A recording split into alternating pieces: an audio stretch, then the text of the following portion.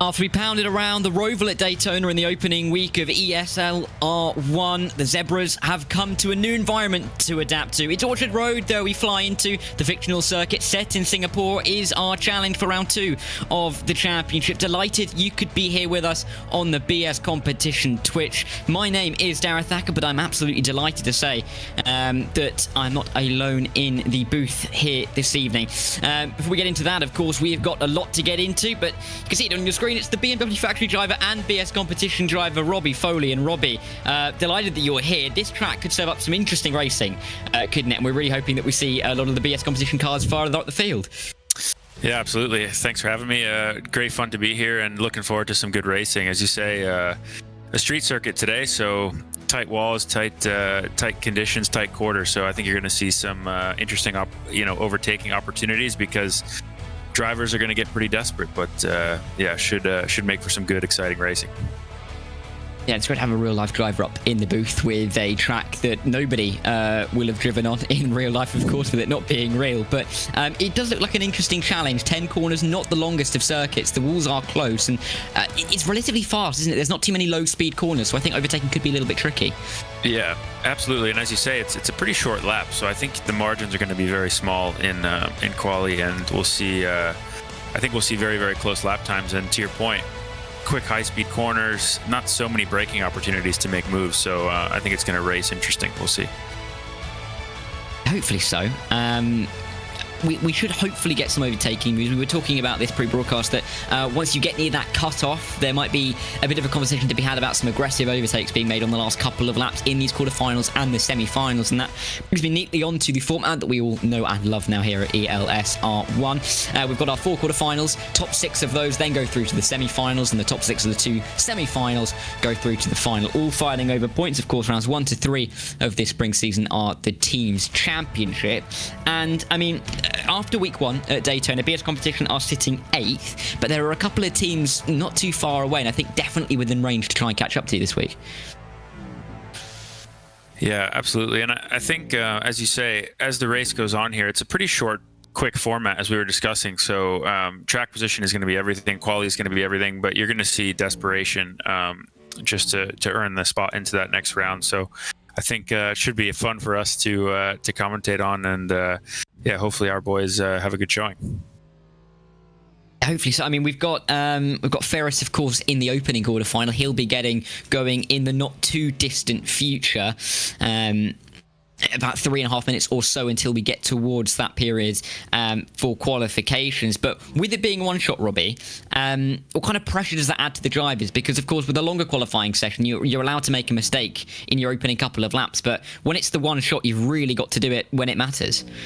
Yeah, I think that's huge. And, you have to go in with the mindset of nailing the lap. And as you say, normally if you get a few shots out of a few laps, you can take huge risk and receive huge reward. I think in this championship, it's so competitive, so many good drivers that it's just going to be about executing, and ultimately somebody will nail the lap, and hopefully it's us, but very difficult with one shot at it. And qualifying may be important, of course, as we were saying, may be difficult to overtake around this circuit, of course, not being real, so it's difficult to have too much to go by in terms of examples where we can point to say, well, we saw great overtaking here, or it was a bit of a boring race here. But qualifying likely to be quite important on the weekend of the Monaco Grand Prix, incidentally, so a little bit of synergy there. But like you said, this qualifying lap's going to be crucially important. If you can't get that launch off of the line, how aggressive are you going to be able to go during the race if those moves are difficult to come by? Yeah, it's going to be a total risk versus reward kind of battle, but I think you'll see different drivers have opportunities based on what's happening ahead of them, because drivers will be so aggressive. You might luck into picking up 2 or 3 positions just based on somebody else's mistake, or if 2 drivers go too wide through a corner, just getting a better exit. But as you see here, the track isn't very wide, and there's really one line. So I think those kind of crazy moves will open up opportunities for some over-unders and different kind of overtakes. But yeah, just confined by the walls, there's not a lot of place to go. Yeah, and a little bit wide, you're going to be sending your car right in towards the barriers, and it may come off the other side not looking too well. So going to have to be careful when you're making your way through. But it's like you said, it is quite tight. It feels a bit like a combination between Macau and Singapore in a way, doesn't it, really, the Marina Bay Street circuit? Because, yes, you know, there are those overtaking opportunities, but it also feels quite tight in parts. But then also, it feels like, you know, down the main straight at Macau, those long, wide straights. Yeah, absolutely, and you can see there's a good flow to the track and a good rhythm. There's a lot of transitions from left to right to set up different corners. It's not necessarily point and shoot like we see sometimes at other street circuits. It definitely has a good, decent flow to it. Pretty quick corners for street circuits. No true real hairpins like you'd see at Macau, but kind of these lower medium speed corners with you know, transitions left to right. So it'll be interesting to see how it races. I mean, we're all sort of guessing to this point, but definitely looking forward to the action. Yeah, and we're going to have more than enough time to work out how well it races. Of course, with the 4 quarterfinals, 2 semi-finals and the final coming up, each race should be 13 laps in length. So you can do the maths there if you can. That should be 78. Oh, that's wrong. That's going to be 91. There we go. First maths issue of the day. 91 laps in total this evening. We'll have to see how many overtakes we do get, but opening laps likely to be crucial, and the qualifying incredibly so. And it's interesting when it is one-shot qualifying. I know we touched on it just before, but for these guys in the cars, especially when it's the team's championship, you're not just driving for yourself, you're driving for everybody else in the team, and it kind of has that layer of pressure. And I mean, do you think it kind of restricts drivers in what they can do, because they're not just relying on their own, or also I should say other drivers in the team are not just relying on their own performance, but they're relying on everybody else's as well? Yeah, certainly. I think as a team, it's difficult to put it all together, and I think we've got a great group of drivers to do that. And yeah, as you say, it's a bit of like a Super Pole style format where you get one shot at it. Very difficult, almost going in cold. So obviously, there's been, you know, we've been putting in a lot of practice and a lot of work to prepare for the event, but still, when you jump in cold for a 1-lap shootout, it's a lot of pressure. So definitely difficult, but you just got to nail the lap, and simple as that. Yeah, hopefully our BS competition guys do nail the lap early on and get us through into the semis and hopefully into the final. But to get into qualifications now, you can see 9 minutes or 8 minutes 30 on that clock in the top right hand corner. This is us, I believe, dipping into the stream over or the main feed, and it's saying we're seeing Kevin Ellis Jr., not Evan Keller, sorry, Kevin Ellis Jr. And there is our man, of course, Ferris, getting ready for his runs. And we saw him go out well last time out at Daytona. He'll be hoping for more of the same. But all of these guys, it's a strong field, isn't it? I mean, you can see James Baldwin there, Sebastian Job in this quarterfinal as well. So a bit of a baptism of fire this evening. Yeah, absolutely. And you recognize a lot of these names from many different sim platforms. I've raced against a few of these guys myself, so it's certainly a stacked field. Everybody's got their their best drivers all competing for the same thing. So it's a bit of a who's who in sim racing. So very cool to see. Yeah, and of course, we'll hopefully see Ferris through. He finished 9th in his quarterfinal last week, so hopefully he'll get a little bit further up the field, and I have no doubt that he will. A similar lineup in the quarterfinal again this week. Not too many teams changing around their orders, but we're getting into qualifying now. This is the start of the crunch period. We're kind of really going to see where the lap times are at. We're expecting high 1 minute 10s between a 1:10.7 and a 1:10.9, possibly maybe just creeping into the 1 minute 11s. But we've got Shinjik first on a lap, and that is a name to put fear into many people's souls. And we'll have to see what he can set first time around. But there's definitely a lot of drivers in here that you're looking at thinking that, you know, Ferris might be able to try and put himself in front. Oh my. Yeah, and there you go. That's risk versus reward, big risk, but a bit of a mistake there. Obviously, drivers are going to put it all on the line, so we'll see how they all adapt. Yeah, Shinjik there. an uncharacteristic error, really, from him, and he will be realistically at the back of the field. A 20.4 will not be standing, and really, I think it's going to be down to the others to make their way through that. I mean, now that you know that just keeping it on the straight and narrow, not spinning the car around, is going to give you a big advantage, at least over one car, as Brzezinski will realistically be setting this banker, or not banker, the benchmark, I should say, for the lap time, and it's a 10.9. So there we can see just about creeping into the 1 minute 10s, and I think that's kind of the range where we're going to see quite a few of these other drivers, and hopefully Ferris can try and jump himself up into that top 6 or so. Yeah, absolutely. Yeah, I wonder if the strategy here has to just be driving at 98.5%, 99%, just to make sure that you're in a good position. You leave a 10th on the table just to not smash any walls. But we'll see how Yuri goes here. Let's see, there's Kasdorp putting himself 11.1, so a little bit further off the pace, but still only a couple of tenths. This isn't the longest lap time, so we're probably going to expect to see quite tight drivers in terms of that lap time. Not too much between the guys in qualifying, and we saw it again there. Bit of a moment. I think that was from one of the other drivers coming through. Here's Ferris coming up towards the line, though. What lap time can he set? Can he put himself into that mix? As he approaches that, oh no, he's just starting his lap, I should say. I was getting ahead of myself, a minute ahead of myself, but he's going through the opening couple of corners now, and looks all very nice and tidy through the first sector. Yeah, and I think the first sector is where you see these transitions left to right in a good rhythm. Obviously, at a street circuit, you're running the walls on the entry, apex, and exit, so a good rhythm here for Ferris. Through the double right-hander, coming down this, it's a short straight, not the longest of straights on this circuit, but you do approach a very fast right-hand corner. You'd be very bold to make a move here during the race. It tightens up for this left to go once again into another short straight. It's kind of the story of the track, really. Short straight, couple of 90-degree corners, short straight again. That's kind of what we're looking at, but it's all about keeping that minimum speed up realistically, and let's see what Ferris can do through the final few corners. We've seen more times come in, and we've got 3 drivers in the 10.9s. There's James Baldwin, Dane Warren, and Brzezinski. Warren and Brzezinski, 1,000th between them, so clearly very tight times. Ferris is going to run up towards the line. What can he do? Good lap time, P4 for him, and 11.1. That's in the top half of the times we've seen so far.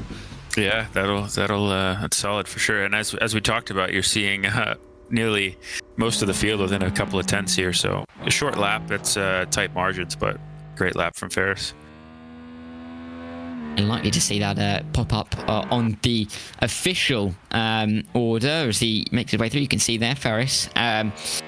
I think we saw this last week, didn't we? That the cameras for ESL are not quite synced up to what we're seeing, because I think Ferris has finished his lap there, having a lovely time looking and watching the rest of the times. You can see a little bit of a tap on the wall there as well through the final couple of corners, but an 11.1 that we've seen from him is a very, very solid lap time, and it's going to put him right in contention to get through to that semi. Yeah, I think he'll be happy with that. You can race from there. It's not like he's towards the rear having to take huge risks, so it's just now about getting a solid start and really just managing to try to get yourself to the next round. Don't take huge risk. Just do what you have to put yourself in a good position. Good position he is definitely in. Hopefully we'll see him progress through to the semi-final, get a good start off the line, and he should do well. Of course, we've got a couple of drivers, very fast drivers, still yet to finish their lap time. Sebastian Job is one of them, the Team Redline driver. And Tatella there didn't look too pleased with it, but he's gone into P2, so clearly a fast lap time for him. Sebastian Job has well been another driver to cross the line, and you mentioned drivers in different sims. Sebastian Job is the epitome of that, isn't he, really? I think I've commentated on him at the top level in 3 different sims, so he really is a man that is really a jack of all trades when it comes to this sim community. And for these guys, it's difficult to really race them because they know exactly what they're doing. They can adjust very, very nicely, and there you go. A 10.8 just shows that the competition quality here is quite high, isn't it? Yeah, absolutely. I mean, these are the best guys in sim racing, and they're so impressive. When I jump back into the sim from the real car, myself, they're so impressive, just nailing all the fine details. I find myself missing a good 4 or 5 tenths when I jump back into the sim, just wondering where it is. But they put in so many hours, and they have such a fine feel for what the sim requires, how they can slip the tires or not slip the tire. So hugely impressive. We're seeing some of the best or the best in the world now, and most of the field here covered by just 0.3 of a second. It's pretty crazy. Yeah, hopefully going to lead to some tight racing as well during the races. 13 laps, of course, quite a long time realistically. When you think about it, we had 9 laps at Daytona, of course, being a longer circuit, you'd expect that. But with the long straights around the oval, there's less overtaking opportunities over the course of that time. Ellis has gone top of the timesheets for Apex Racing Team with a 10.7, and that will wrap up the qualifying order. And I believe Ferris will be starting the race from P8, so definitely within range here. And a good start off the line, maybe gaining a position or two, can really put him in contention for that semi-final. Yeah, absolutely. I think it's going to be a tale of two races. Opportunities either going to come towards him with others racing too hard, or he's going to have to create the opportunities himself, being aggressive. Hard to see. I think the first race here will be very telling of how these cars are going to race around this circuit, and we'll see. Hopefully, he can gain a couple spots. Yeah, hopefully we'll see some moves, particularly down at turn 1. You'd say that you can see the track map on the top right-hand side of the screen there. Turn 1 is kind of it's down the longest straight. You can see most of the cars approaching it now. It's probably the tightest corner where we're going to see quite a bit of overtaking, so definitely somewhere where, harder braking zones compared to around the final sector of the lap times, we could be seeing some overtakes happening there. Ferris is currently in this little practice session ahead of Sebastian Cho, but this is about to end and we'll get into the race. But hopefully we'll see some moves in this race. I mean, we're a little bit skeptical, aren't we, because we've seen the track map, and we've seen that it may not be too kind for overtaking, but going into these races, particularly when, that P6, P7 battle might be close, it could get quite aggressive, and hopefully, Robbie, I'm sure you are accustomed to some aggressive racing in your time. Hopefully we're going to get some of that this evening. Yeah, for sure. And I think that little warm-up session we saw was just quite important because one thing to note, these drivers haven't really raced on this track before, and as you say, turn 1 is fairly tight off the longest straight. Overtaking, obviously on the inside line, you've got a tighter radius, and these drivers haven't really done many races here where, typically in sim racing you end up, having a lot of practice at the track, but it'll be interesting here. Yeah, but hopefully we'll see a good start for Ferris, as we are going to be getting going pretty soon. I think we're getting going now, actually, as Ferris comes down towards turn 1. Braking, it's a rolling start. Let's see if he can get through the inside. A little bit of contact already off of the line. A little bit of contact off the car in front as well. I think that was Dominic in P6, and there's contact on the inside. There's 1, there's 2, there's 3 around. Ferris is going to have to try and pick his way through this. A couple have gone past, a couple have dropped down the order, and all of that. 2 corners gone, and Ferris has overtaken at least 3 cars and been overtaken by a couple himself, but he's up to P7, and he might be up to P6 because they're still banging the walls here, so clearly some of the drivers not adjusting too well early on here. Yeah, total carnage there. Ferris was in a good position there in turn 2, just unfortunately a car spun right in front of him and he got pinched against the wall, but looking good here to make up a few spots. Definitely super aggressive racing so far. He's gone around the outside, a little bit of a touch on the wall as well through that fast right-left combination. He's fighting for P6 if he can get this move around the outside. He's not going to give this one up. Of course, this is realistically the most important position on the racetrack. It's going to get you through to the semi-finals, and can he just about pull in front on the exit? Nearly. He'll have the inside line for this double right-hander, and there we go. Ferris pulls in front, bit of a switchback being deployed for Marcel Shinjic, who of course started last, so he's had a fantastic start. But opening lap done, Ferris, he's up into the top 6, and now it's a case of trying to maybe connect yourself to the cars in front, but making sure that you maintain that position. Yeah, absolutely. Now it's just about putting the head down as he gets lunged down the inside. Late move, but keeps it straight. A lot of racing going on behind. Now he can just focus forward and try to build a gap behind. Yeah, and I think he'll be loving to see the racing going on behind him and not involving him, so that the guys behind losing a little bit of time, allowing him to scarper away just a touch. But yeah, Ferris currently in that top 12. Sorry, top 6. Of course, he's in the top 12. Top 6, exactly where we'd love to see him. And we'll have to see if he can keep this momentum going, because Marshall Shinzik, definitely not someone to count out just in behind. You've got Kasdorp as well in P8 for the Mouse team, looking to move forward. But the drivers that lost out there, Warren in the Porsche Commander, Brzezinski in the G2, and Blialia in the Williams car. Looking at the stands coming into this, Mouse is the team right around us here at BS Competition as well. So this battle could be even more important, because of course if you don't get through to the semi-final, you're not going to pick up any points there. Yeah, absolutely. Hopefully good for the championship, and as we just start lap 3, I think, so still a long way to go here. Ferris is doing a good job just running his own race now. He's got some clear track ahead, and yeah, just no mistakes from here. Yeah, he's doing a good job, clearly just hitting all the apexes, not really worrying about Shinzik in behind him for now. And this is that kind of stage of the race where, you know, it's a 13-lap race. I mean, it's a relatively long race. We're looking at roughly 15 minutes, give or take, for a race.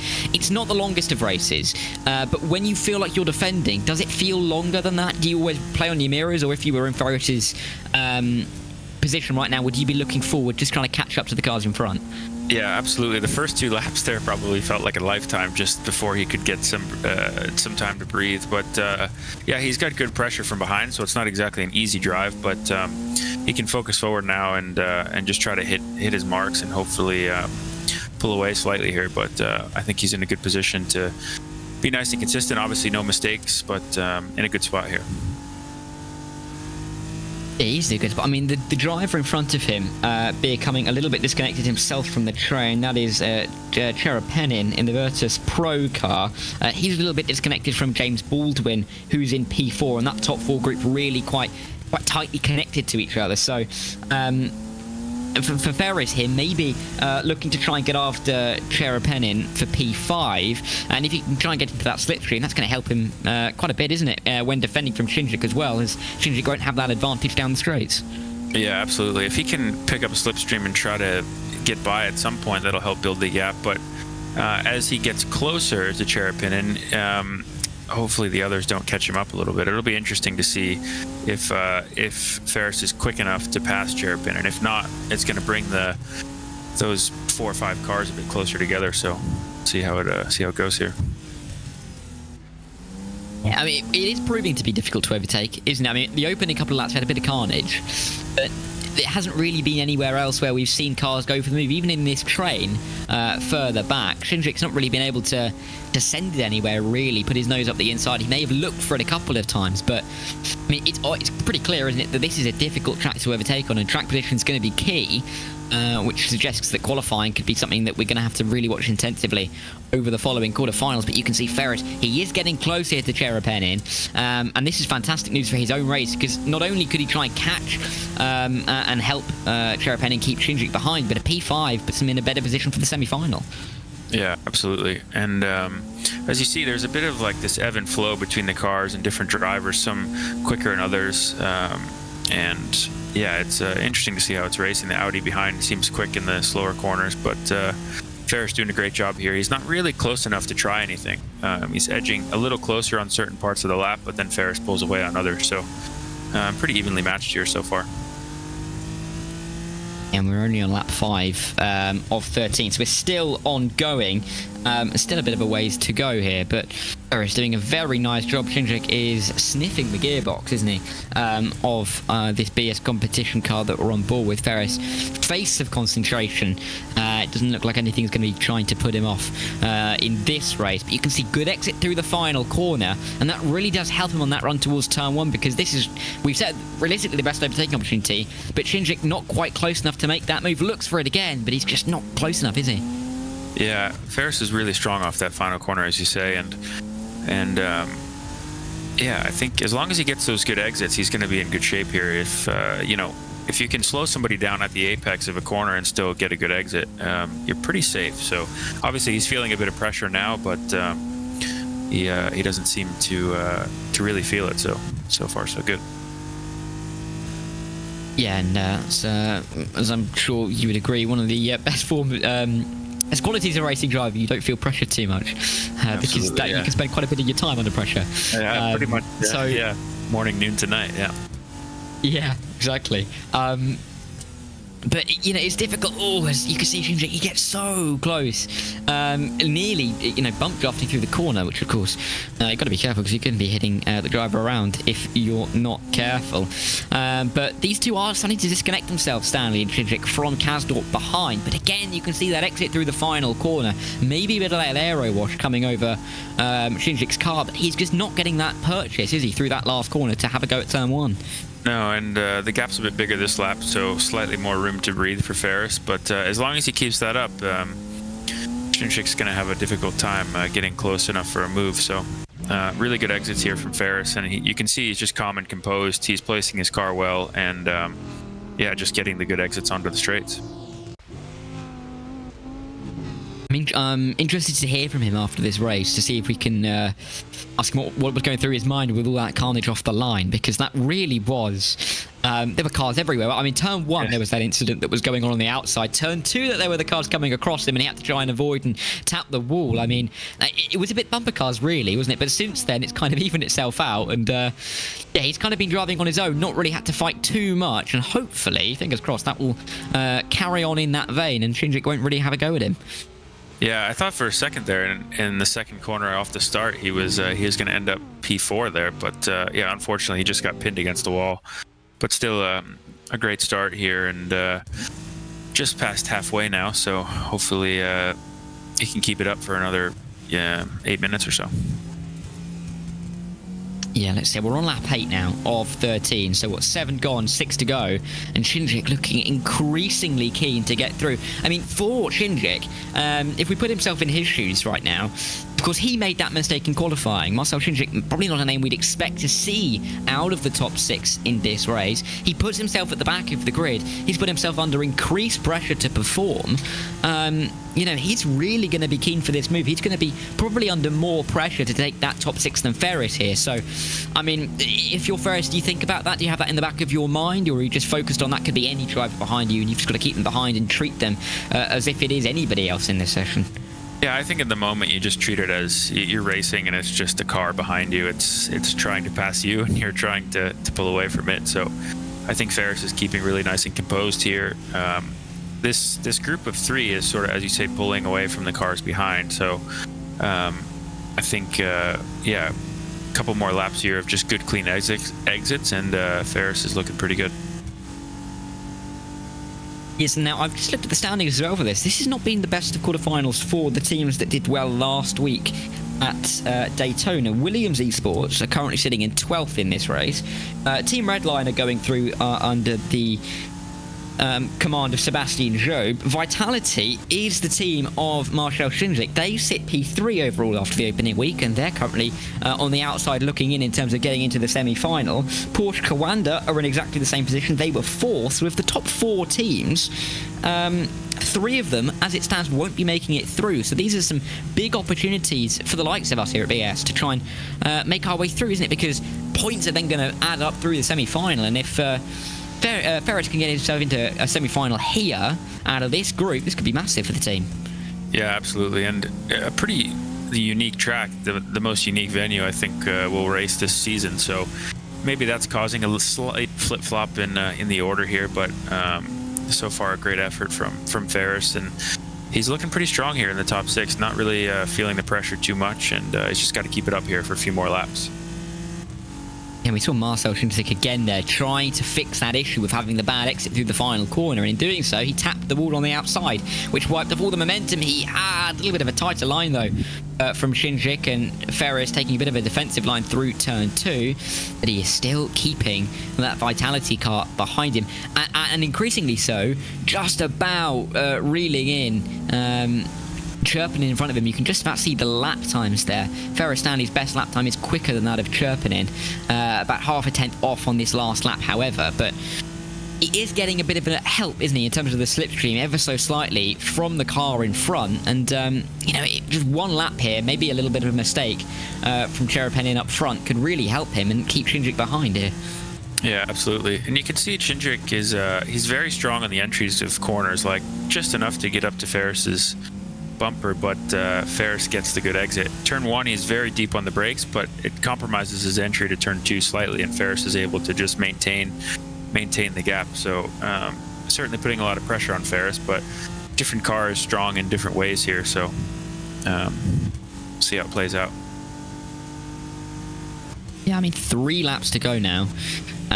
So after this, 2 more visits to turn 1, and Rick fended off this time around by Ferris, who is still in this top 6, still looking, getting himself through and up into the semi-final. Of course, wasn't able to do so last week at Daytona. He's looking for his first semi-final of the season if he can just squeeze himself through. But you'd have to say the battle for P6. Cherub Hennings up the road without a mistake. He should be safe in 5th. And then you've got Dane Warren in behind, dropping off the back of this battle as well. Realistically, this is Ferris versus Marcel for this 6th position, and they can really just focus on each other, can't they? Yeah, absolutely. And this is really the biggest battle on track at the moment. The top 2 are fairly close together, but yeah, a big fight here for P6. The rest of the field is reasonably spread out. So as you can see here, yeah, Chinjic just strong on the entries of the corners, and Ferris still getting those good exits. So let's hopefully he can keep it up here for a couple more laps. He looks to be taking a slightly wider line, doesn't he, through the final corner, just to try and maximise the exit. Marcel's taking a little bit tighter, maybe meaning that he has to take a couple of miles an hour off on the the apex speed there, and that is then herding all the way down the straight. But Ferris has definitely got that final corner absolutely nailed in terms of the line, and he's only really got to nail it one more time, try and fend off Marcel Chinzic, unless Chinzic can try and find a way through this middle sector of the lap, which is looking increasingly difficult, because what we've seen, this is lap 12 now. If you forget the opening couple of laps where it was complete carnage, there's just not been really a look or a send from anybody in this train, where we can see further back as well, to make a move into anywhere but turn 1, really. So you'd have to say Ferris, if he can get that exit through the final corner, he should be all right. Yeah, and he's got a little bit more breathing space here now in the last sector, so if he just continues his good exits out of the last corner, he's looking strong. And yeah, as you say, one more lap to do it. You go through the final corner, again using that wider line to get the better exit, and you can just see him eking away by a couple of hundredths. We're on to the last lap now, and it's going to take an almighty send from Marcel Chinzic to take this P6 off of Ferris Stanley. Not going to come at turn 1. We've seen him get very close on the exit, but he's actually not got that much closer through turn 1 as we have seen him. So looking good for Ferris at the moment. Don't rule out a bit of a send from Marcel Chinzic, but I mean, you can see his face in the bottom right hand side. A face of concentration, just getting the car to the end of the race here, and he's just focused on not letting Marcel through. Yeah, absolutely. Cool as a cucumber under pressure, and yeah, a couple more corners to go here. And let's see, I mean, we've got 6 more corners to go if we count this left-right, or this right-left combination, I should say. Getting through there all right, little bit of an apex miss, but Marcel not anywhere close enough to capitalise down into this left-hander. And this is really the last place where he can send the car, and he's not done so. So we've got just the triple right-hander to go through the first. Marcel still behind through the second. We've seen a good exit from Ferris through the final corner, lap after lap, and we should see it again as he makes his way through the final corner. You can see how pleased he is, because Ferris up into the top 6, and he's into the semi-final. It's great stuff, isn't it, Robbie? Yeah, absolutely. A big sigh of relief, I'm sure, as he crosses the finish line. A great race and good execution there to avoid the carnage at turn 1, and then put together a really nice couple of consistent laps to keep a really strong driver behind. So awesome result there for the team. Yeah, and we will very happily see him racing in the semi-final to come. Got a little bit of time to wait for him, though, because we've got 3 more knockout races before the first semi-final. But you can see how pleased he is. He looks absolutely overjoyed, as ye would be, wouldn't he? I mean, first time he's been in the top 6 this season, of course. He wasn't able to get in last week, but I mean, surely that must be a great feeling, Robbie, to get that top 6, not just for yourself, but for the team as well. Yeah, absolutely. He's excited, as he should be, and good momentum here as we go through the rest of the event this evening, and yeah, hopefully, yeah, he can keep the momentum going. Oh, wait, and I think we can talk to him now, actually. Ferris, who's joined the Discord call that we are all sat in. And Ferris, massive congratulations, through in the top 6. I mean, to start, that chaos at turn 1 and 2, it looked dangerous. It looked quite scary. Were you worried that you weren't going to be able to pick your way through it, and were you pleased to emerge in P7? Yeah, I was kind of furious that I thought like, okay, maybe I got it first, and then suddenly also like I think in front of me also spun out and crashed. I thought, oh no, I'm so lucky. I said, oh man, I'm so lucky. And then today I have a chance, and there's a 3 wide because I have to go for it because it's better for like P5 or P6 as well.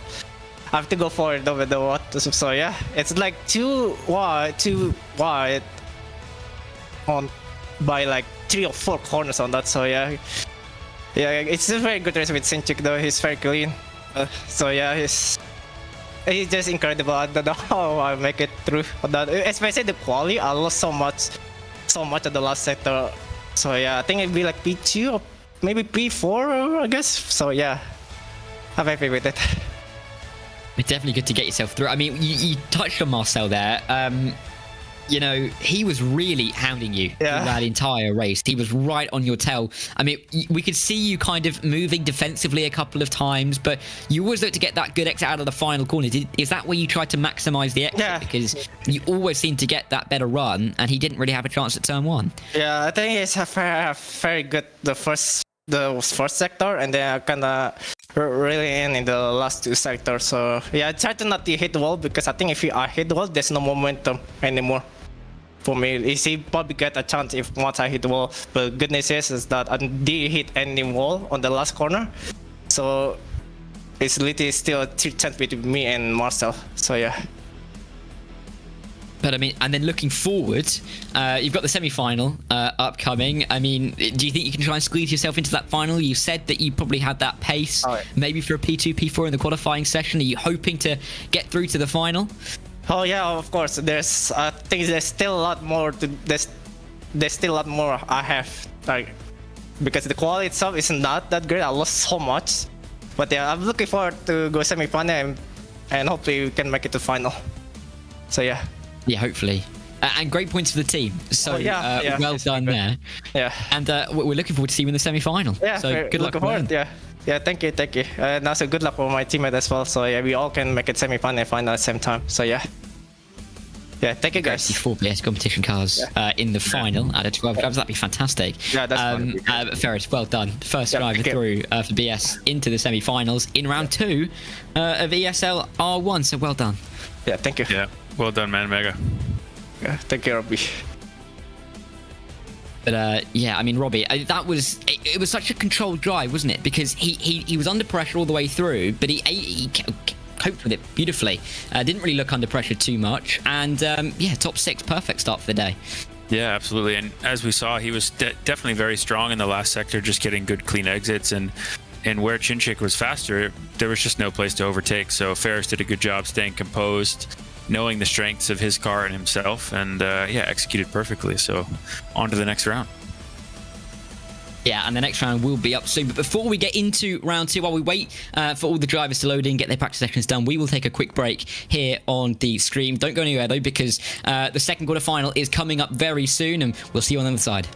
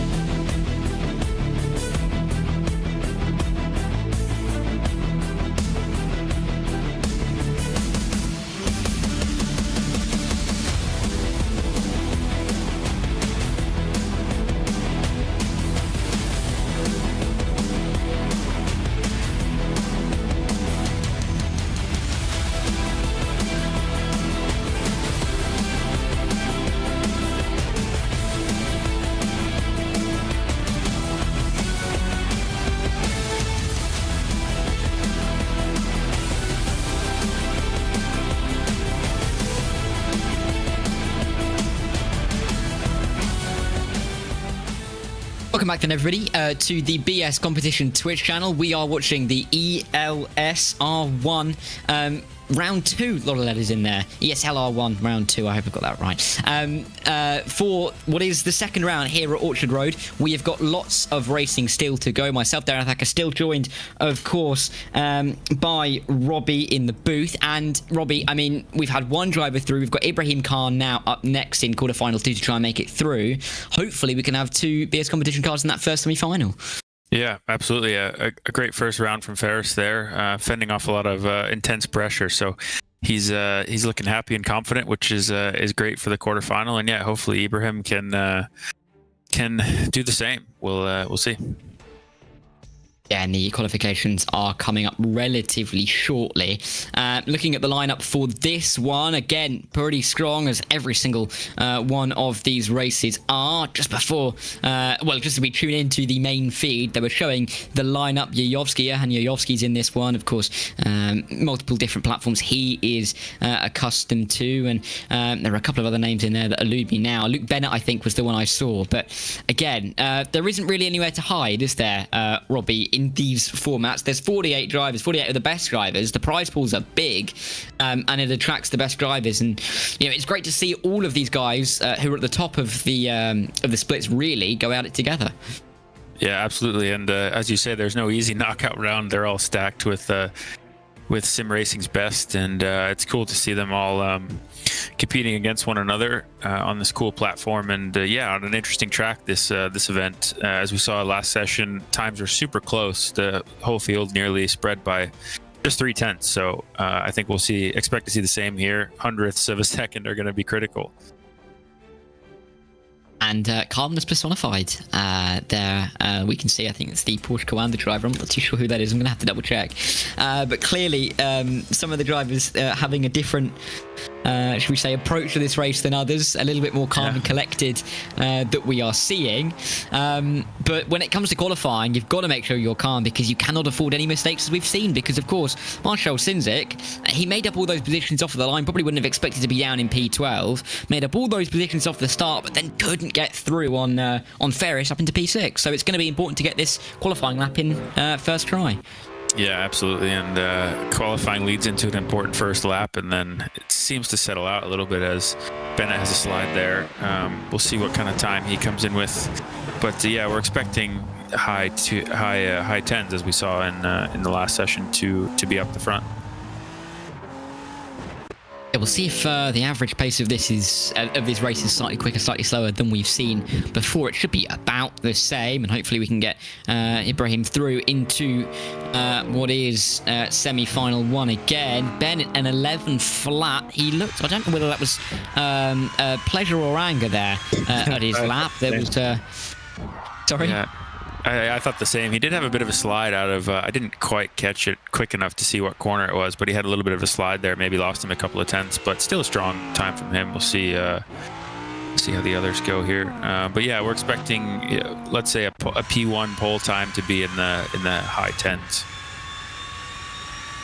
Yeah, Luke Bennett might have a little bit of fighting to do, and there we go, high 10 laps straight in there for Lemonek. So definitely in that range. There's only about a quarter of a tenth between the top two as we sit, and yeah, there's not going to be too much room to maneuver. I don't think a little tap of the ball, losing yourself a tenth or two, really could cost you positions, as we saw Ferris say. He said that he was looking for P2, maybe even P4 in that opening qualifying session, but a quick tap of the wall lost him a couple of tenths and dropped him down the order. So got to make sure that it is an absolutely stellar lap time. And Tunes he's less than a tenth behind Lemonek. It just shows how close they are, because there's barely anything between them, but yet that could be the difference between a quarterfinal and a semi-final.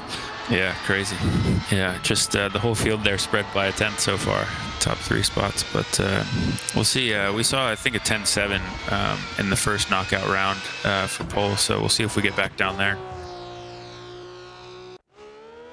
Liam Chadwick for FaZe will be the next driver to see if he can get there.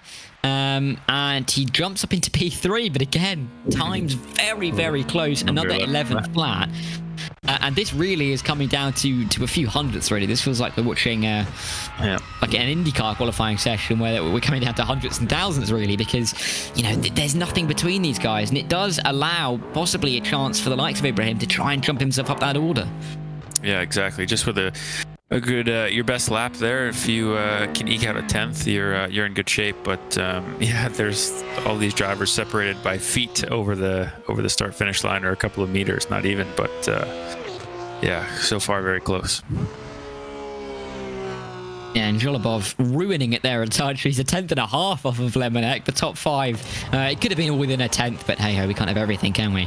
De Jong will be next through the final couple of corners. He was the driver who was calm and composed. Let's see if that will have helped him as he comes through the final corner. Has it put him to the front of the field? Not too much of a reaction there to his time, but he's gone fastest. He's gone a 10.9. Maybe he's just, he is calmness and collectiveness personified, because that is an absolutely stellar lap time, and it's put him, as it stands, top of the timesheets. Yeah, we said it was going to be close, but I don't think we thought this close. Literally a 10th of a second down the first 5 spots.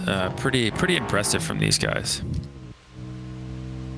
We're going to see McCormack and the Williams car across the line as we are starting to see the opening part of the lap for Ibraheem. Cormac went to a 10.9 as well, 4 thousandths ahead of Lemonek. So definitely room here for Ibraheem to try and make his way through up into the top 6 at least, maybe a little bit higher as well. There's only 3 times left to come in, so where we see his time is really going to be representative in where he is, and it's looked very nice and tidy through this opening half of the lap, really, and let's hope he can keep it together for the second half. Yeah, absolutely, and we saw Ferris very strong here in the last sector, so let's hope the same for Ibraheem, and see how he goes here. Looking very smooth, no mistakes at all, so looking good so far. And again, in towards this, you could say long hammerhead set of corners, the 90 left and then the right to get towards the line. Ibraheem keeps it just about out of the wall through there, and then dives it through. Such a fast right hand of the penultimate corner. You can't go too far wide before you immediately go into the final corner, or maybe just a slight clip of the wall. But Ibraheem, he jumped up into P9, which is, you know, not in the top 6, but it is in that area where he's not far off, and he's definitely in range of getting into the top 6, especially if we see the carnage like we saw in race 1. Yeah, absolutely, and he's barely 2/10 off P1, so he's got the pace. It's just going to be about nailing the first couple of corners off the start, and yeah, having a solid race. But crazy close knockout Group 2 here. It's there's nothing in it really from P1 down to yeah, P9, P10, only a couple of tenths.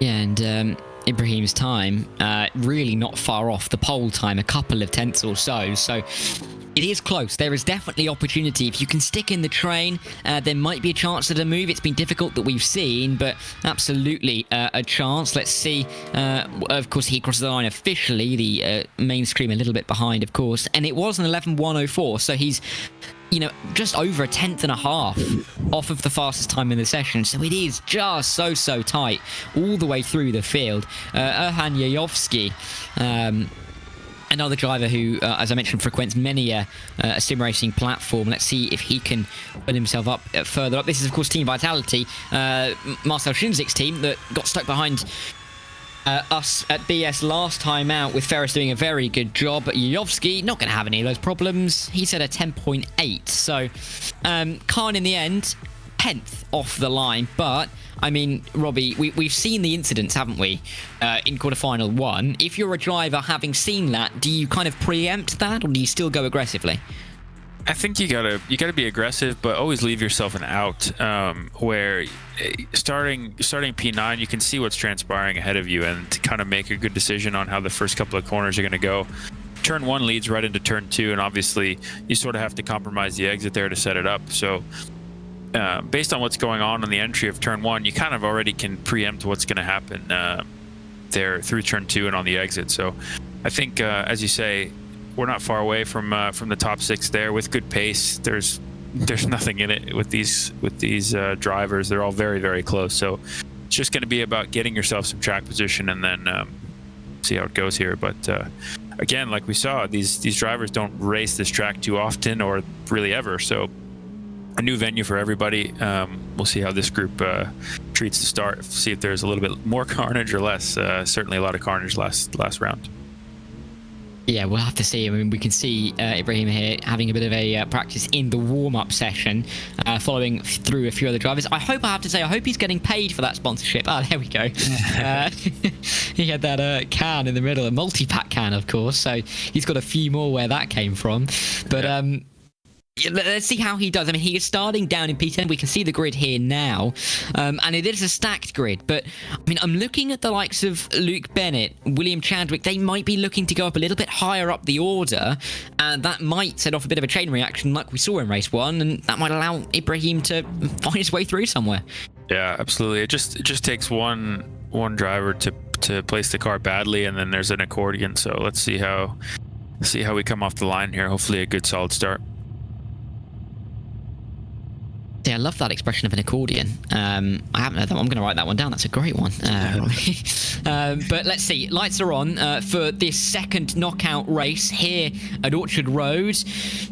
We've already seen Ferris through to semi-final 1. Can Ibraheem join him? He's starting P10 on the grid, but we've seen the carnage at turn 1. The lights are gone, and we are racing here once again for knockout 2. Let's see if he can try and pick his way through. Difficult. He's able to try and claim his own line through turn 1. An inside line being sent by the drivers up in front. Not too much of the carnage that we saw in race 1 as we make our way through turn 1. But coming into turn 2, there's an inside line send from Jolobov there, but I think just about Ibraheem's going to fend him off as they run towards turn 3 and turn 4.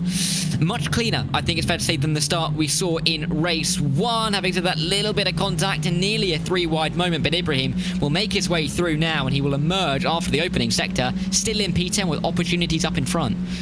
Yeah, much cleaner getaway from all of the drivers. Now we just need to get some racing going on ahead and try to make some opportunity there, as Ibraheem had a good run after some cars were too wide there. But yeah, just got to focus here on exits and try to pick off a few cars before it spreads out. Yeah, looking for an inside line move here down into the final couple of corners. Nothing doing there on the back of William Chadwick, who's dropped back a touch off of the line. He started, of course, I think it was in P7, so he's dropped a couple of positions to be sat where he is now.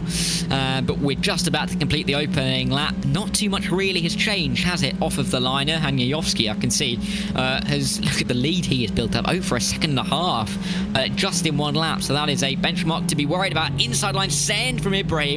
Can he make this move work on the inside of William Chadwick? He'll have the outside line for turn 2, but he's definitely going aggressive off the start, which is exactly what we want to see, isn't it?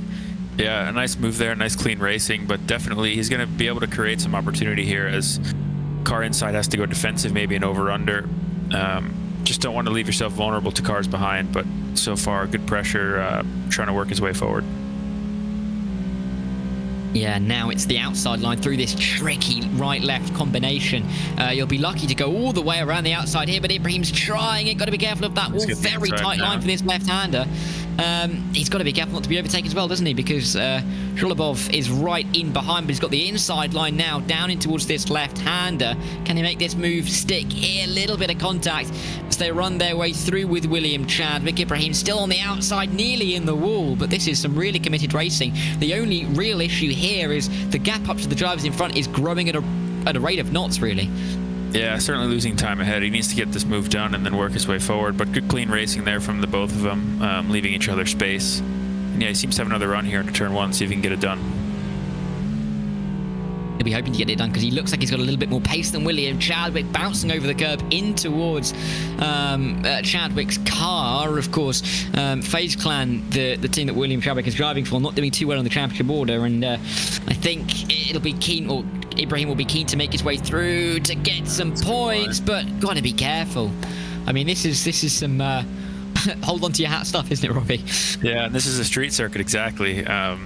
Clearly Ibraheem faster behind, but just can't really do anything with it, and Chadwick's doing a good job to defend, but this is street racing. There's nowhere to go. Obviously, you get in a little bit too deep and you're in the wall, so gotta just keep working him over, try to get some good clean exits, and hopefully get the move done. Yeah, I mean, street racing. I mean, how do you find street racing? Because, of course, you race on many different circuits, particularly in the Sports Car Championship. Do you prefer these street circuits, or I mean, do you prefer the wider open circuits? Because of course, there's different styles of racing, and particularly for you with multi-class racing as well, it can be slightly more tricky. But do you prefer this street racing on these kind of circuits, or do you prefer more open road courses? I love it. I certainly like each different kind of track. I guess we go to three sort of styles of track, you would say. One is Daytona, which is unique, the roval, where you spend a lot of time on the actual oval, then a traditional road course as we know it, and then the street circuits, which are great, but in our cars we have to set them up super uniquely to just get around these tight twisty corners. But I love them. We just did a race in Long Beach a few weeks ago, finished second. Our BMWs have always been pretty good there. So yeah, I love the challenge. It's definitely a different style of racing. Very similar to this. Qualifying, super important, very difficult to pass, and exactly the same here. And am I right in saying that you also picked up a P2 at Laguna Seca recently as well? Yep, that's true. I think I saw, yeah. So good. Well good done on that, for sure. Yeah, thanks. Good momentum. For two different styles of track, really, isn't it? Two completely different styles of track. And yeah, it's great to see how all these different styles work out, and particularly in this championship for ESL R1, we've got, of course, we had Daytona last week, as you said, very particular in it being the Roval. We've got this street track this week. We've got more tracks upcoming. The likes of Spa is coming up. So we've got Monza next week, Hockenheim and Road Atlanta as well. So we do really go to all kind of forms of racetrack in this short condensed series, and it's nice to see how we kind of, even though it's a short 6-round series in terms of how many tracks we've got, we kind of get around in terms of the styles, don't we? Yeah, it kind of covers all bases, and this track is certainly, obviously, we don't race it in reality, but it looks quite cool, and it's unique for a street circuit in that it's pretty quick. Like, those last couple of corners are pretty quick. So, like you said earlier, it's got some Macau in it. It's got some other tracks, a little bit of Monaco vibes with the Armco right up against the apexes. Street tracks are sometimes concrete walls, sometimes Armco, so got a mix of both here, and a really cool street circuit. Yeah, and this particularly is interesting because, of course, it is fictional. So this is completely invented in the minds of sim racers and developers. And clearly, there is some method behind it as well. Something that the drivers have some input in, what they like, what they think will work well. And it's nice to see, albeit I think this track, I think it's fair to say, maybe a little bit nicer to drive than it is to race on. Yeah, I think that's true for many street courses. The classic Long Beach in the US, there are places to pass, but it's always difficult. In the cars now we're racing, and in the sim world and in the real world are so quick now that the brake zones are so short. You have a lot of downforce and aero with some aero wash even. So definitely difficult to pass on any street course.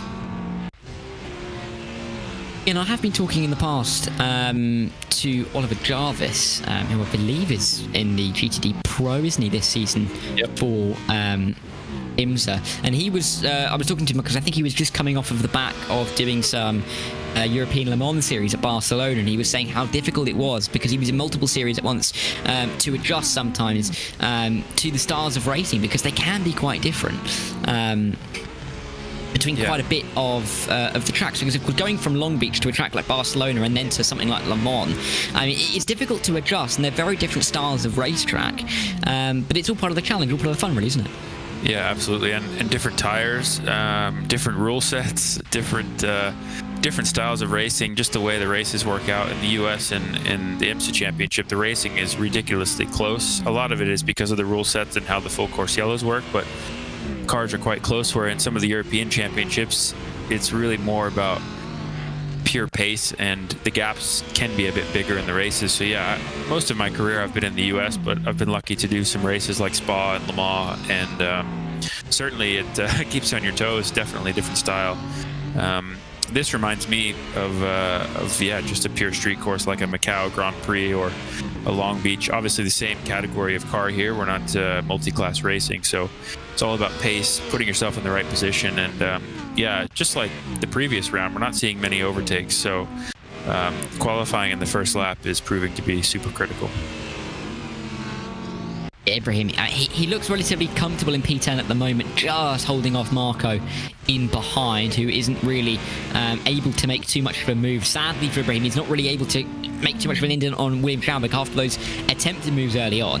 He's a little bit stuck, I think it's fair to say, at this stage, but you know, there's still a few more laps left. The cars in front are very, very tightly packed together. Definitely some opportunity for a couple of collisions up there. I mean, there's only about 2 seconds between second and seventh, so really, really quite tight up in front. And if anything goes down up there, there could be a domino effect, or as you said, the accordion effect, and it reflects back to the guys back here. So, you know, there's still chances for us here in this race, and Ibraheem will know that because there's still, at the end of this lap, 5 laps to go, and that's ample time, really, isn't it? Yeah, and as you say, just right at the cutoff point, P6 through 8 is only separated by a second, so it only takes one little bit of drama there to tangle those 3 cars up. So still in the fight here, good decent pace, and a couple more laps to try to move forward. Yeah, we'll keep an eye on this all the way through, of course.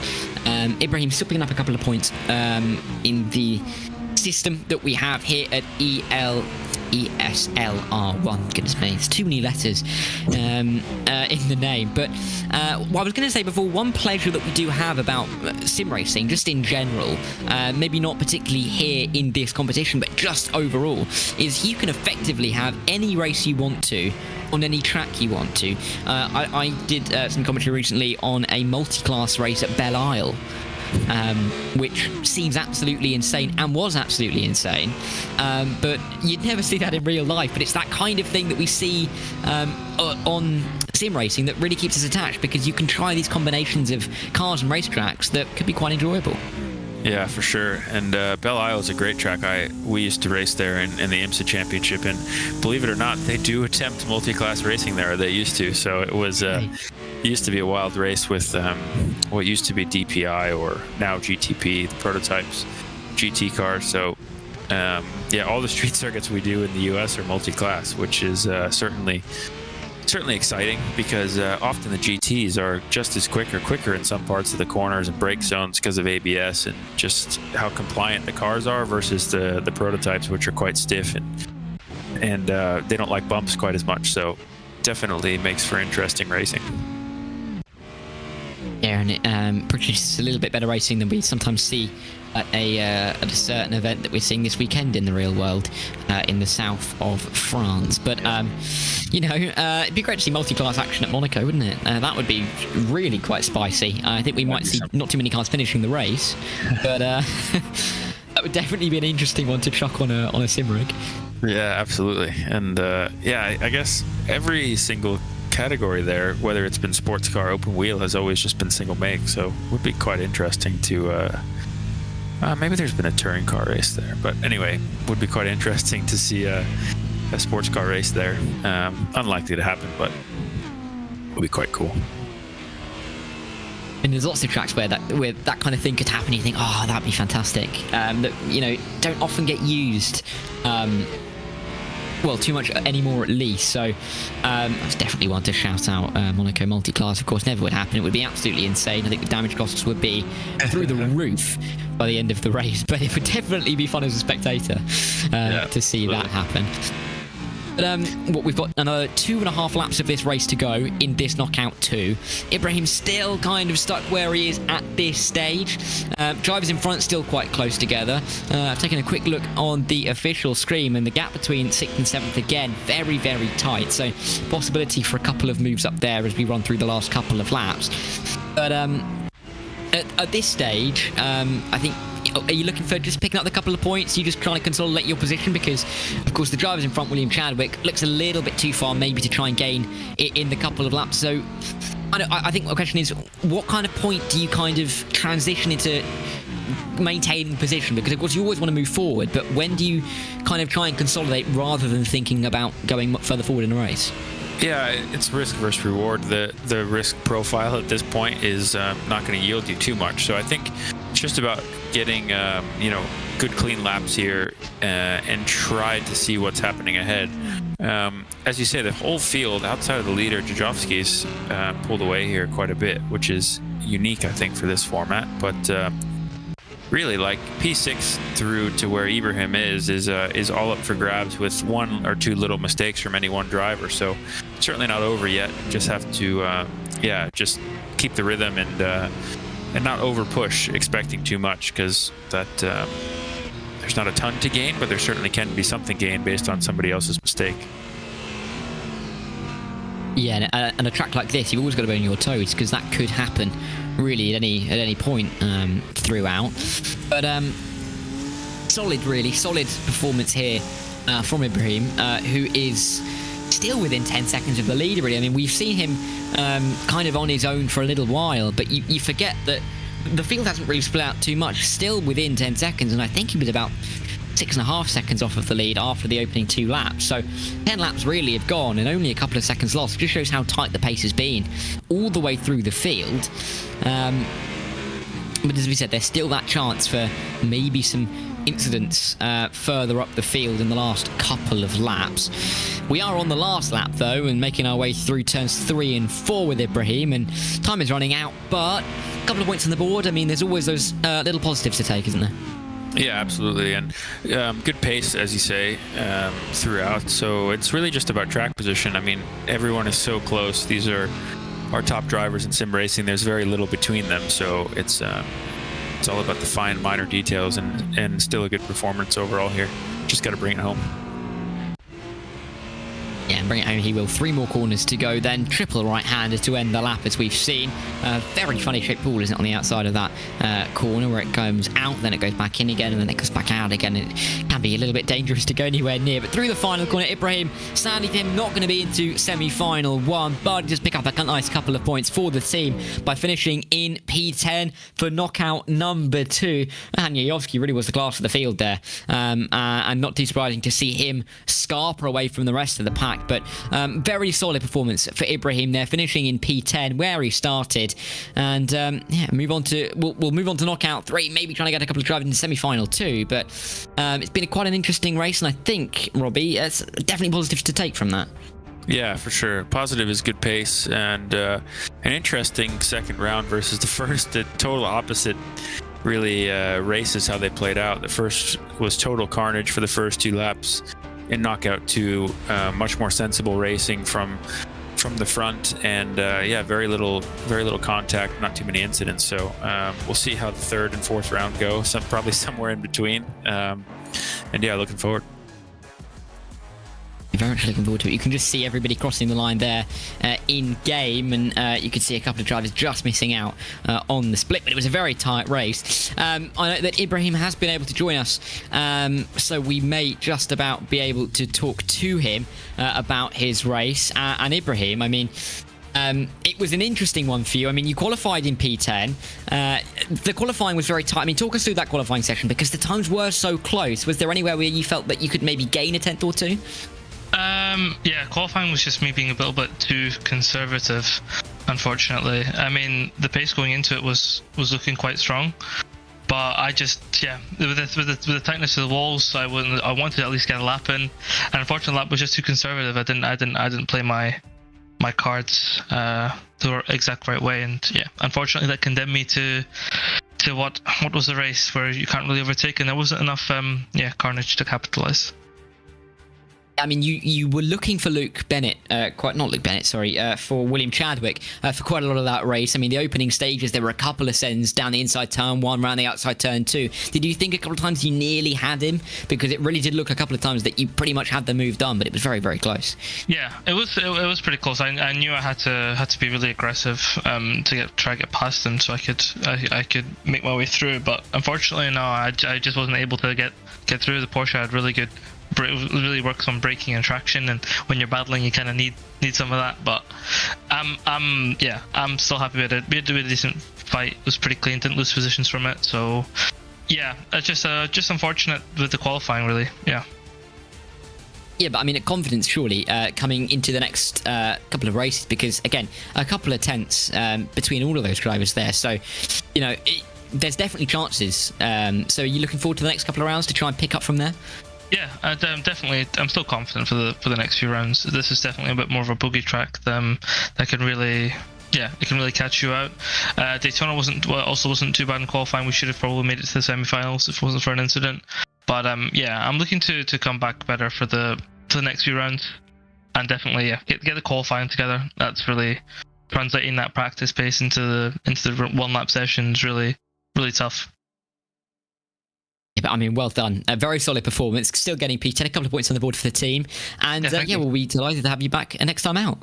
Yeah, cheers. Thank you very much. So, Robbie, again, that's the first two quarterfinals done. We've had Ferris go through, Ibraheem sadly not be able to get through, but showing that both the cars have good pace and gives us a lot of hope for qualifiers 3 and qualifier 4, because, I mean, the gaps are close. We've seen it all the way through, and if a couple of drivers make a couple of mistakes further up the order, that can really help not just us, but everybody else through the field, and might cause a couple of shocks.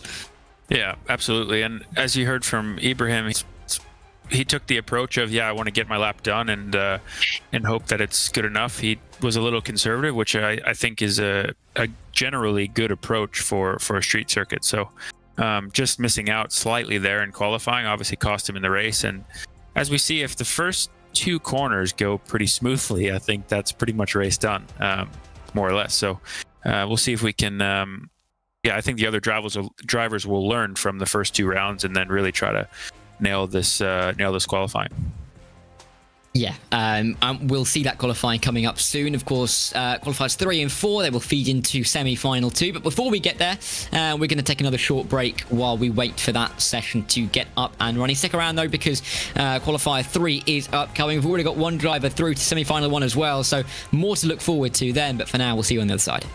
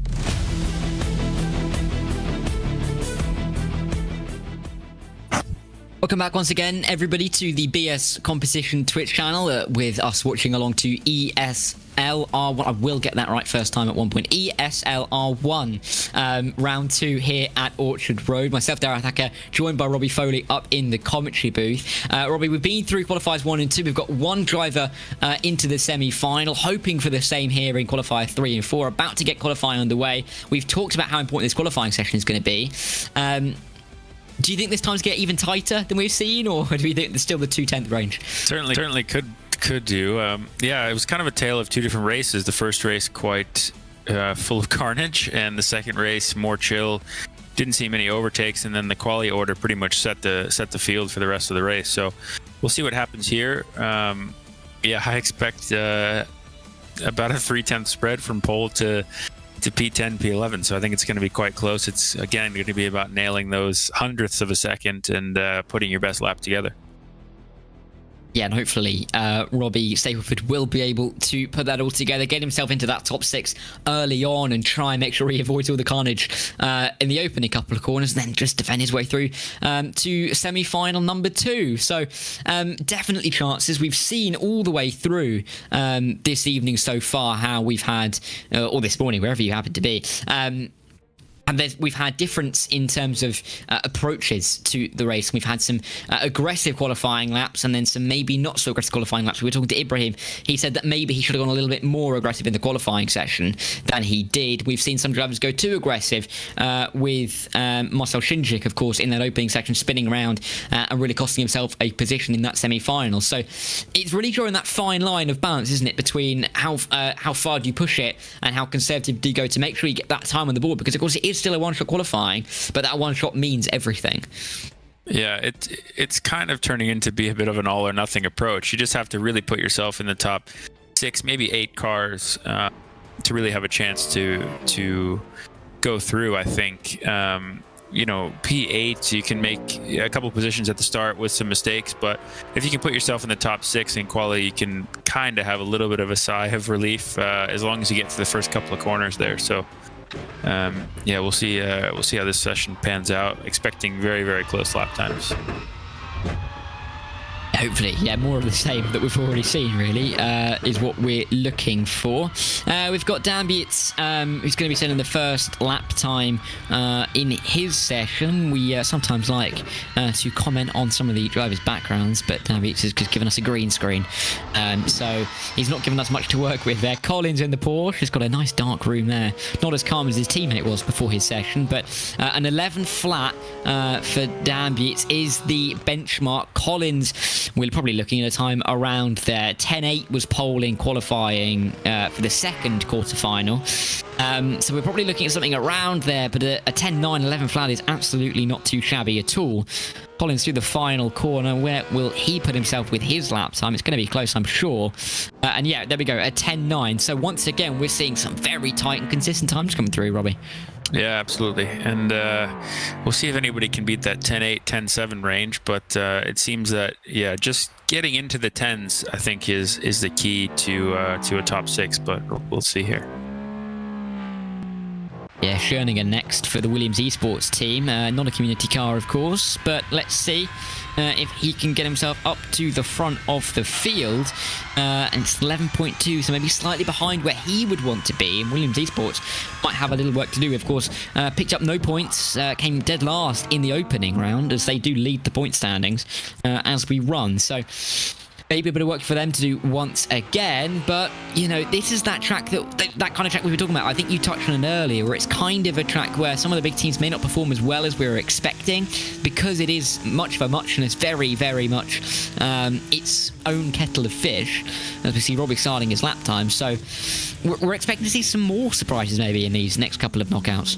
Yeah, for sure. I think this track's a bit of a wild card, as you say, with Williams struggling a little bit. That's abnormal of late, and yeah, it certainly throws a wrench into the season of kind of traditional tracks. So a lot of teams contending with their first street course in a while, and yeah, it's certainly a different style of racing, different style of driving, just running it right up against the wall.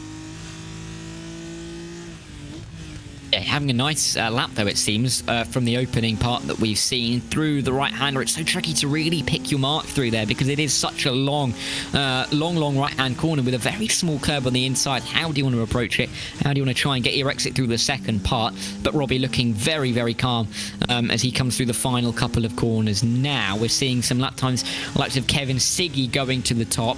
Not by much though. There is not very much at all between that top three, with Michael Schmidt and Charlie Collins in behind. Where can he jump himself up into that group? He goes P5, so a very, very nice solid lap time here from Robbie, right in the mix here, and definitely with a good chance for semi-final. Yeah, I think so. You could see on his own stream he was a little bit disappointed with one or two corners, so maybe he had what he felt like was a little bit more, but definitely a solid job there, putting himself right in the meat of where he needs to be to transfer. So see how the last couple of cars here come through, but overall pretty solid. We're seeing now the main ESL stream with Robbie's camera angle. We've got two camera angles of Robbie. We are very lucky today. Front facing and a side as well. But we'll see him again come through these final couple of corners. You can see the times really from Siggy, Schmidl and Collins. Less than half a tenth in it between those guys. Robbie in the end setting, of course, an 11 flat, maybe looking for a little bit more, but still a very, very solid lap time with a few drivers left to go. He'll be starting at worst 9th. And if a couple of other drivers have some issues, a little bit further up the order as well. So definitely chance to move forward here, and we'll have to see if we get a bit of a race 1 carnage or maybe a race 2 calmness through the opening couple of corners. Yeah, absolutely. And I think one thing interesting to talk about with the street course, just the driving style, sitting on board there with Robbie gave me a good indication. You often have to pick up the throttle and you're sort of committing to the exit of the corner before you can see it. The way these corners work, you're apexing a wall, in this case often Armco. There's a bit of a curb, but it's all about placing your car well at the apex, because you have to commit before you can really see, which is the uniqueness about a street circuit, but something all these drivers are contending with now. You see Toman through the final corner there. He just clipped the wall, but it's good enough to just about go ahead of Robbie. Robbie still sitting in what is now 1, 2, 3, 4, 5, 6, 7th place. So as it stands, right about on the outside looking in, as we've still got Wisniewski and Half to cross the line for their lap times, and Wisniewski looks like he will be the next driver. Through the final corner he will fly.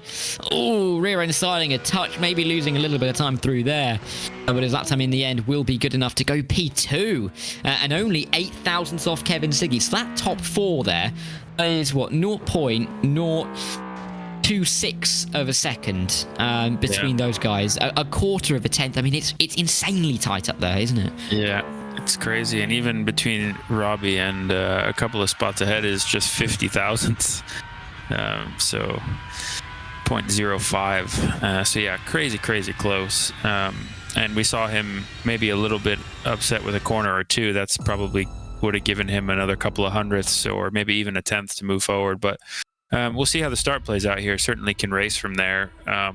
We're well within reach of the top 6, so let's see how we go. Yeah, I believe that's Kevin Siggy there.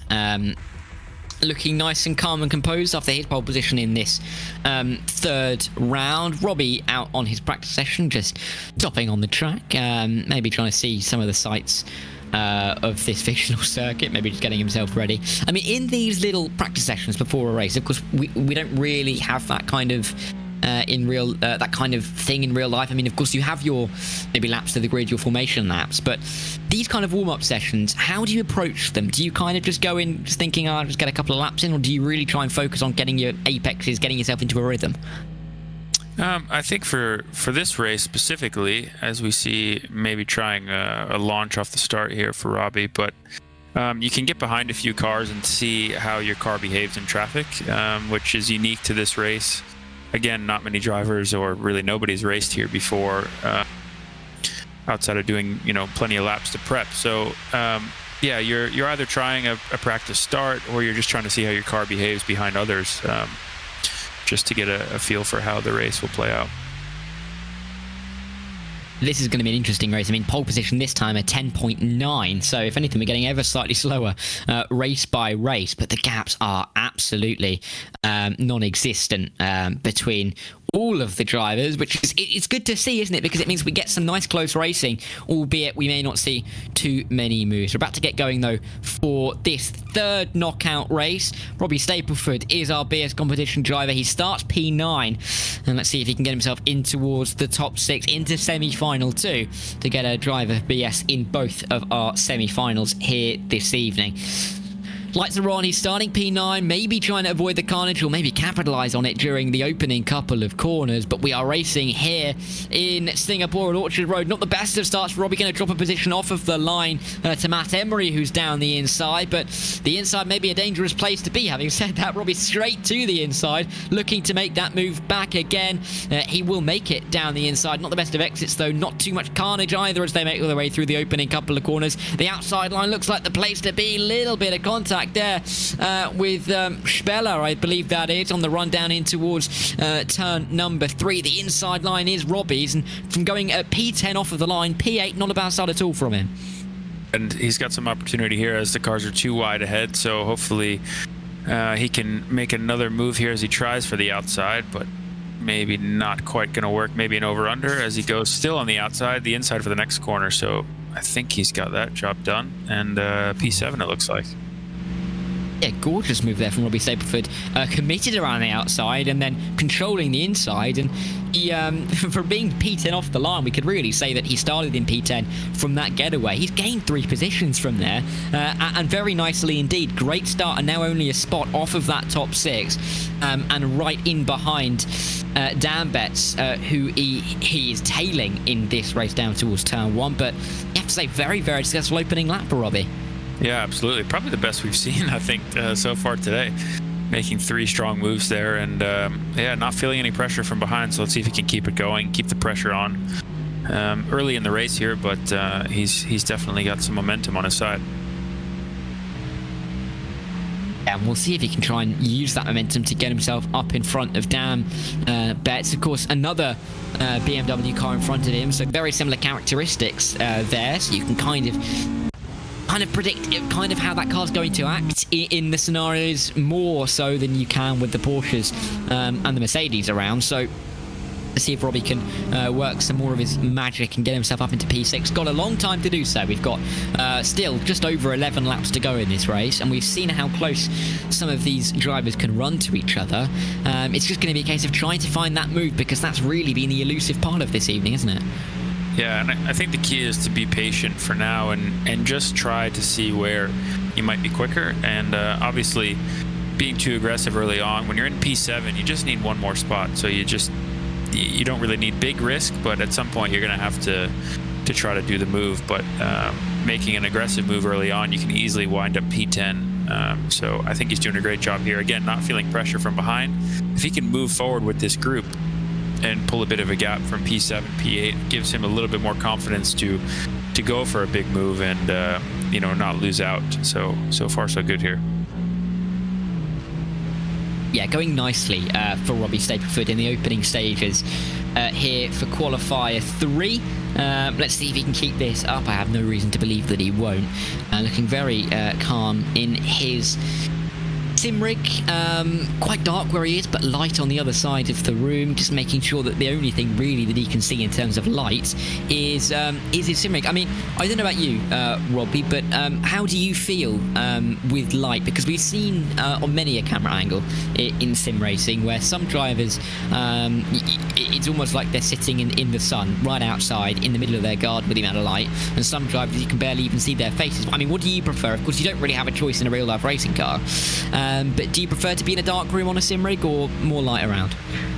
Generally dark. I think the key is just not having glare. So if you have, a lot of natural light, as long as it's not, sun shining on your screens and creating glare, I think that's kind of the key. And just a consistent sort of picture to look at for me is always nice. If somebody's turning on the lights off and on, when you're in your room behind you, or you get some change of sunlight, etc., it can be a bit distracting. So I think all these drivers are, whichever way they decide, they're looking for something consistent. Yeah, and as a glasses wearer, I can confirm glare is one of the worst things in the world. You know, there's nothing more important to put on your pair of glasses than a coat of anti-glare, because otherwise the summer months are painful. So yeah, absolutely agree with the glare, and it can be difficult as well when there is those distractions around you. To really focus. I mean, I know, having seen hundreds of drivers' cameras, there have been some where they're sat in their kitchen. There's someone making dinner behind them, and I just don't know how they can really focus, because to me, if that was me, I'd just be able to hear the kitchen, I'd be distracted, it might put me off, it might get me flustered, and then I wouldn't perform as well. So I think really each to their own, but some drivers do really prefer these quiet environments. I think Robbie's gone for that, hasn't he, with his nice dark room, and I think I can see a fan going in the background as well. Yeah, I can completely agree, and I find even, you know, in the different kind of racing that I do, in the intense kind of sim competitions I've done in the past, I find it more difficult to focus than real life in some ways, because, you know, there's less kind of sensory input, and it's so impressive how these drivers can be inch perfect all of the time. And yeah, as you say, some are just robotic. They can have somebody, you know, cooking right around them, but even for me, the smell of the food and everything might be a little bit distracting. So everybody's a bit different, and obviously how they approach everything, but certainly impressive the focus that all these drivers are able to maintain over the course of the race.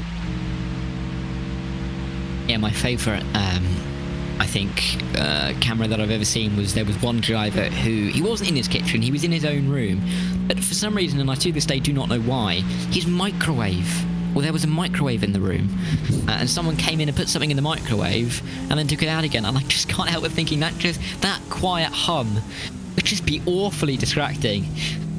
Just that constant just niggling in the back of your mind there, but they were fine. They absolutely smashed it. I believe that team won the race in the end. So whatever really suits you as a driver, but keeping cool, I think, is another aspect that that is important, of course, in real life. I'm sure air, it's important to get air into your helmet, isn't it? And getting a fan on you when you're sim racing as well, particularly in an endurance race as well, can be really important, because getting too hot, getting too sticky, that can kind of affect your pace to an extent.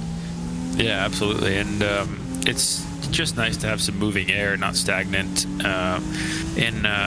In my next to my sim, can't see it in the background there, but well, can see it a bit, but can't see the fan anyway. I have a fan that if I'm in there for a few hours, it's just nice to get some air moving. But yeah, in the real cars, it's everything. I just had a race at COTA this past week in Austin, Texas, and it approached 95 degrees Fahrenheit, which in Celsius is, I think, in the 40s. So very, very warm, and yeah, it's luckily in our BMW M4 GT3s we have good airflow, and that helps you a bit compared to your competitors. But certainly heat management is certainly a real thing. Yeah, I've just checked. 95 is 35 Celsius, but okay. You speaking to a Brit means that is incredibly hot. I think I've only ever experienced, I can remember about a week where it was over that in my lifetime. So yeah, that is pretty warm. And yeah, fan, I don't have to really worry about a fan because it's never too warm here.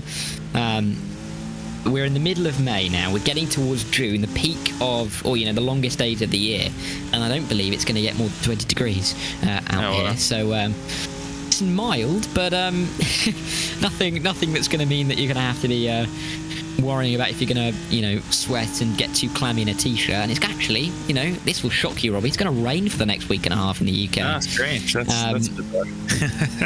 I know. You wouldn't expect it, would you? Yeah. Yeah.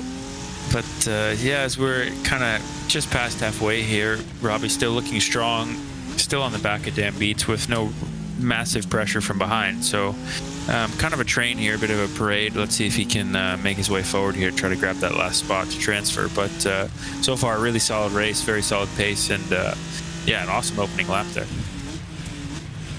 Yeah, and just keeping it relatively in formation, really, not really going for a move anywhere, not sticking his nose out, just keeping it where it is for now, and trying to find if he can pick off someone later on into this race. Of course, a quick look at the championship tells us that BS still sitting in 8th position overall after the 2 races that we've had so far, but crucially, the driver in front of Robbie Dambiet is the Mouse driver. Now, Mouse are the team currently in 7th place, so, you know, prime target for BS competition.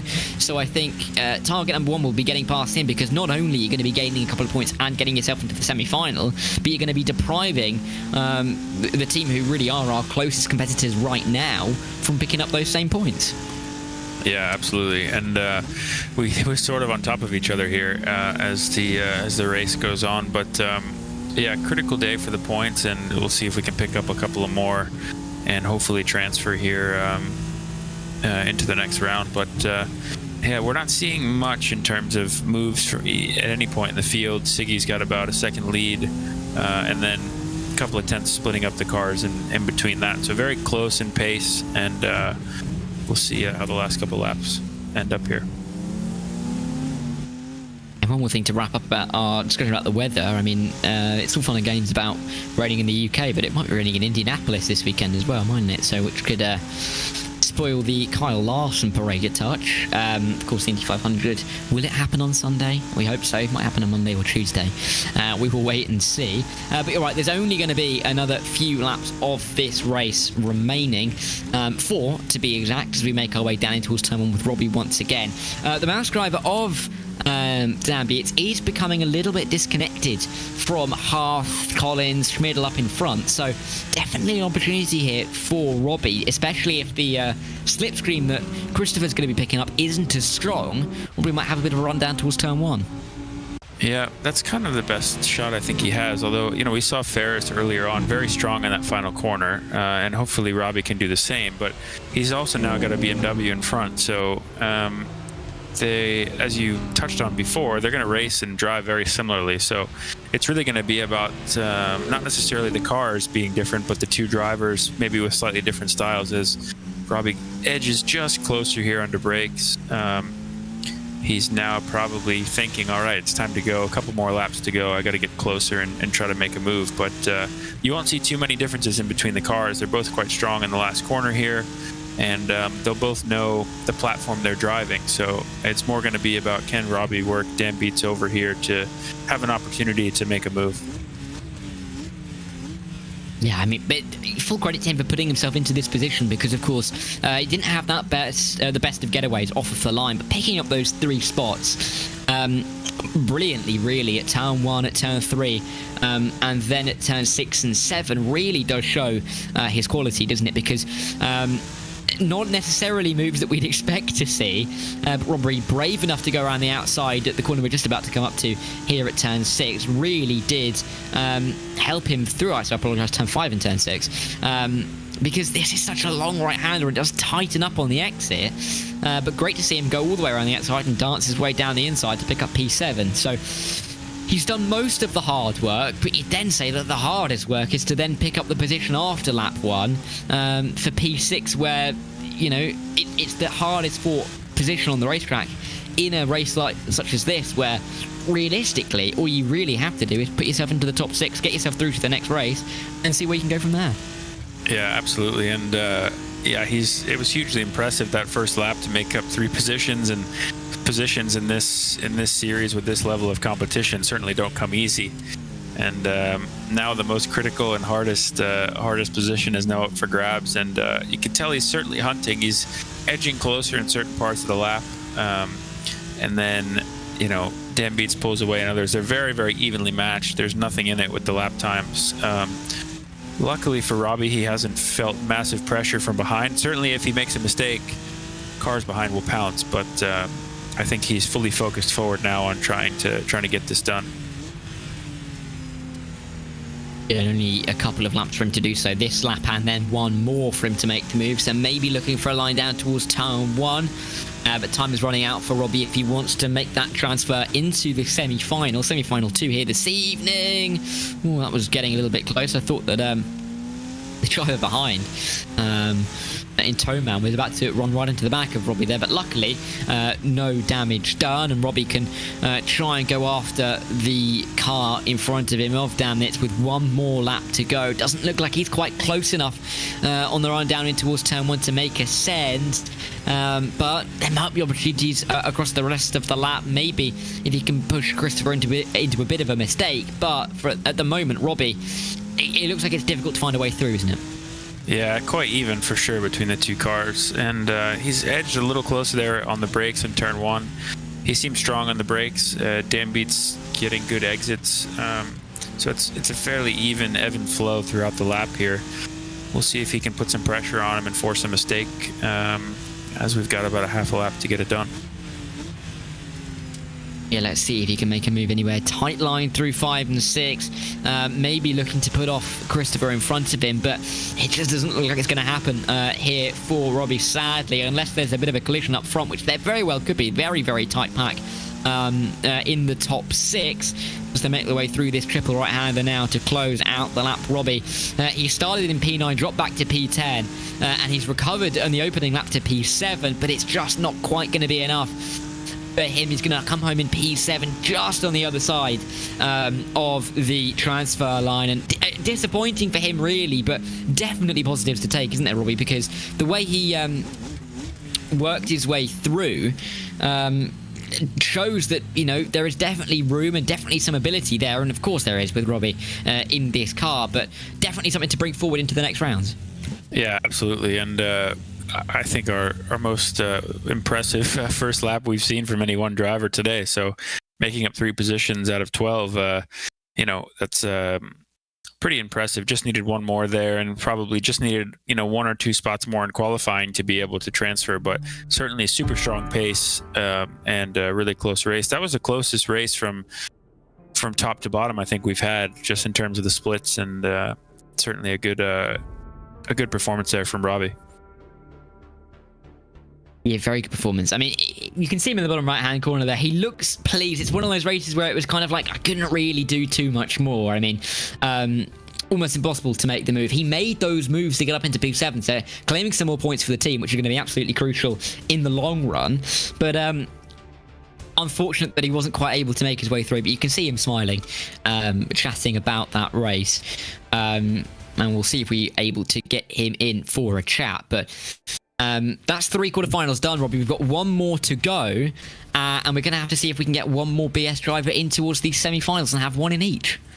Yep, and we've had 3 rounds now, so we sort of know what to expect, and we've talked about it a bunch, but qualifying is the key, and then as we saw from Robbie, the first lap is the key, and then after that it's just about making no mistakes. So hopefully a good quali in the 4th round, and we'll try to get another driver in there. Yeah, and we will hopefully be able to speak to Robbie shortly as he loads everything up. But I mean, that one more race to go, like you said, we kind of know what we're looking for. If you're that 4th driver, in the case of BS competition, Caique Oliveira, do you really kind of feel that pressure for the qualifying session? Because realistically, we know that Leicester Miracle, you're really going to have to be getting that time in qualifying early on. Does that put added pressure onto him, or is he going to be in the similar position as everybody else? I think all of these drivers are so good that they've put more pressure on themselves than anyone could ever put on them in a way. So I think the pressure is there all the time. But yeah, we'll see. I mean, I think it's as you see, just from the 3rd round of qualifying, a tenth, half a tenth, a couple of thousandths of a second is all that it takes. So we'll see. Yeah, I mean, we're looking at hundredths, just a little rear slide, just a slight tap of the wall in one of these corners. Not the longest of circuits, of course, but long enough where a mistake can be made, and it can be costly with the time so close together. We're looking at a 10-9, 10-8 maybe for pole in the 4th session, but an 11 flat will absolutely put you in that mix. A 10-9 definitely, though, puts you right up there. I believe, though, we have got Robbie now into the Discord call. I believe we'll be able to speak to him now. Robbie, can you hear us? Yeah. Oh, wonderful, Robbie. I mean, well done off the line. First of all, qualifying at P10, P9. I mean, were you happy with that lap, or it looked like you thought there was a little bit more in there? Not really. No, it was good first sector, but then the long right in the sector 2, I took a bit too slow and went a bit too deep in that, so that the sector 2 wasn't great. But then the last sector was good. But yeah, a flat. I was happy with a flat. Maybe it should have been a low flat. Maybe 9 could have definitely been possible. But yeah, did that. Had a great start in the race, and then you just get stuck, and I couldn't do anything else, to be honest with you. Yeah, but talk us through that start, because you didn't have the best of launches. I think it's fair to say you dropped back to P10 off the line, but then you made the move back down the inside at turn 1. You made another move down the inside at turn 3, then ran the outside at turn 5. I mean, it did seem like a very good launch, and probably the best start that we've seen so far this evening. Yeah, the launch wasn't very good, to be honest, which I wasn't expecting. I was expecting it to be all right, but the Audi behind got the jump, and then I saw everyone was going too wide into T1, so I just thought, I'm going to go up the inside, and hopefully the outside slows down because of the wall. And then obviously they did, and then I thought, well, I'm going around the outside for T2, and it seemed to work. And then as we came into the start of sector 2, they was all going side by side, and some of them clipped the wall, and I just went for it. And then we went around the long right, and I just holded it around the outside of the Vitality car, and then I got the inside for the quick left. So yeah, it was great start, to be honest. Yeah, it was really great to watch, because there was just car after car. It's difficult to overtake, as you said, but you still managed to find a way through. After that, of course, you got kind of stuck. And then you crossed the line, you seemed pleased on the cam. I mean, there wasn't really much you could have done, but you've picked up points for the team. So is that giving you confidence moving forward? Yeah, definitely. I mean, the only thing I can take out of it was the great start, and the only problem with this game is that you get a certain way through, and once everyone gets up to speed, you just struggle to overtake around tracks like this. So yeah, I can be pleased with the start I did, and it's a good learning curve for the next rounds, that even if you maybe screw up quali, that you can still get through. Yeah, but well done again. I mean, that start, it did. That's quite exciting, actually, because you were making those moves really well early on through the pack. But yeah, unfortunate that it's almost absolutely impossible to overtake through there. But well done. And we'll probably speak to you next time when we race again in ESL next week. Cheers, thank you. So from one Robbie to another Robbie, Robbie Foley, of course, Foley, I should say. Sorry. That was it. It was a great start, as we mentioned. Wasn't quite able to make that move, but yeah, we'll have to see how it happens in quarterfinal 4. Before we get to quarterfinal 4, we'll take another very quick break as they are getting into the session relatively soon. But don't go anywhere. We're back in a couple of minutes' time before we get into the final quarterfinal here for race day 2 of the ESL R1.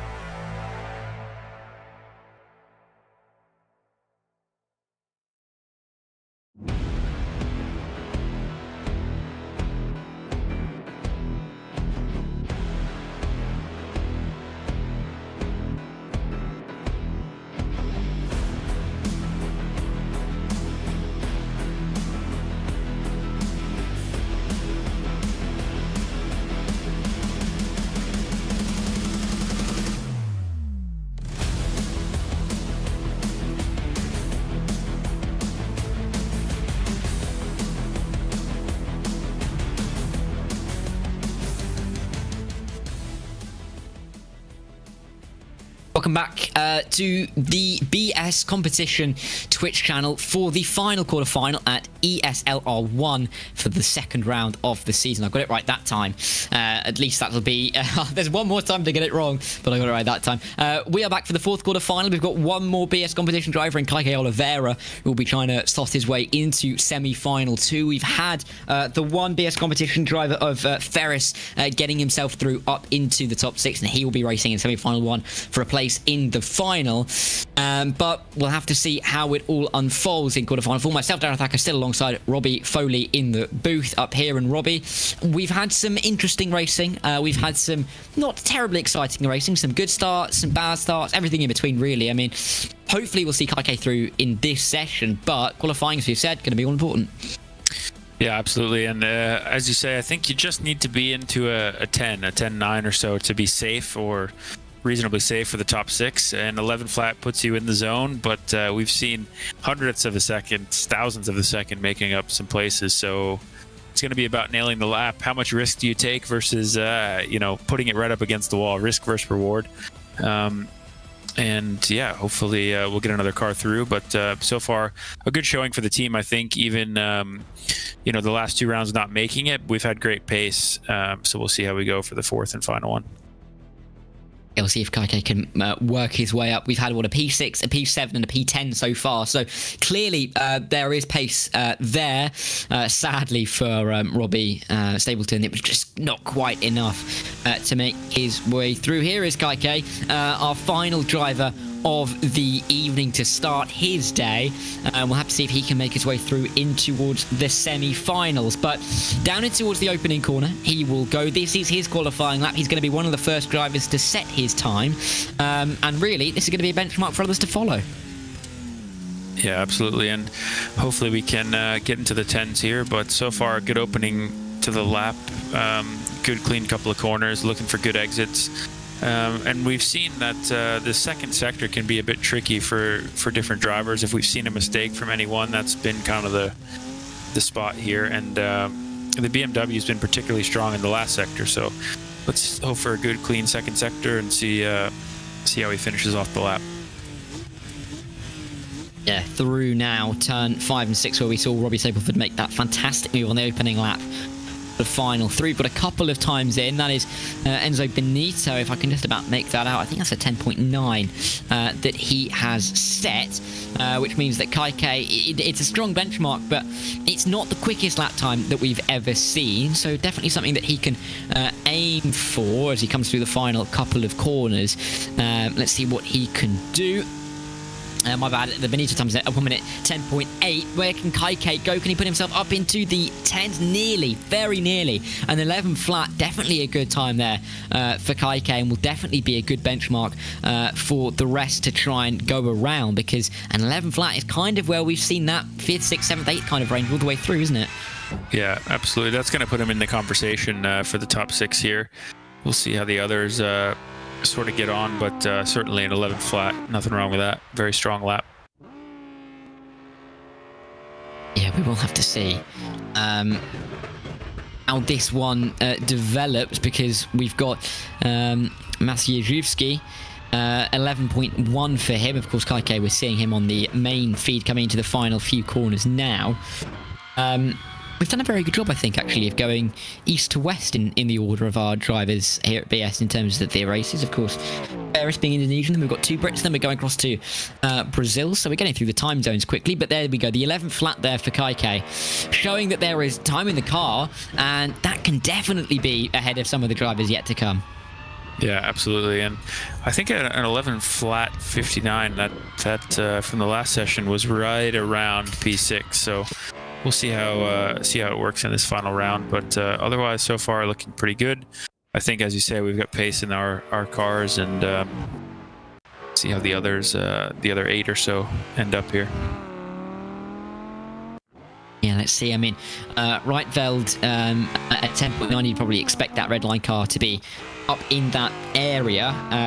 Of course, red line, yeah, I mean, you'd have to say, arguably, the team to beat at the moment in sim racing, particularly after their 24 Hour of Nürburgring win last week. But of course, BS competition, great result there for the team. So definitely catchable, but at the moment up in P2. Casabon, he can only go P4, which is behind Caique Oliveira. So, you know, the more times that we see go slower than 11.059, the better, Robbie. Yeah, we're looking good so far. Obviously, many drivers to go and some very strong names to go. So let's see how we end up here. But really good lap from Caique. I think got to be happy with an 11 flat there. Yeah, let's see what Fluke can do. I'm sure this won't be a fluke, whatever the lap time is, of course, here for a reason. He goes a 10.9. He's just off the back of Reitveld at this stage. But there is a little bit of a gap, actually, that we're seeing. A 10th between Fluke and Oliveira at this stage. So a little bit bigger than we've seen so far. But at the moment, it's looking all right for Caique with an 11 flat. The likes of Bono Huis might be looking to improve on that. But Rogers will be next across the line, the New Zealander.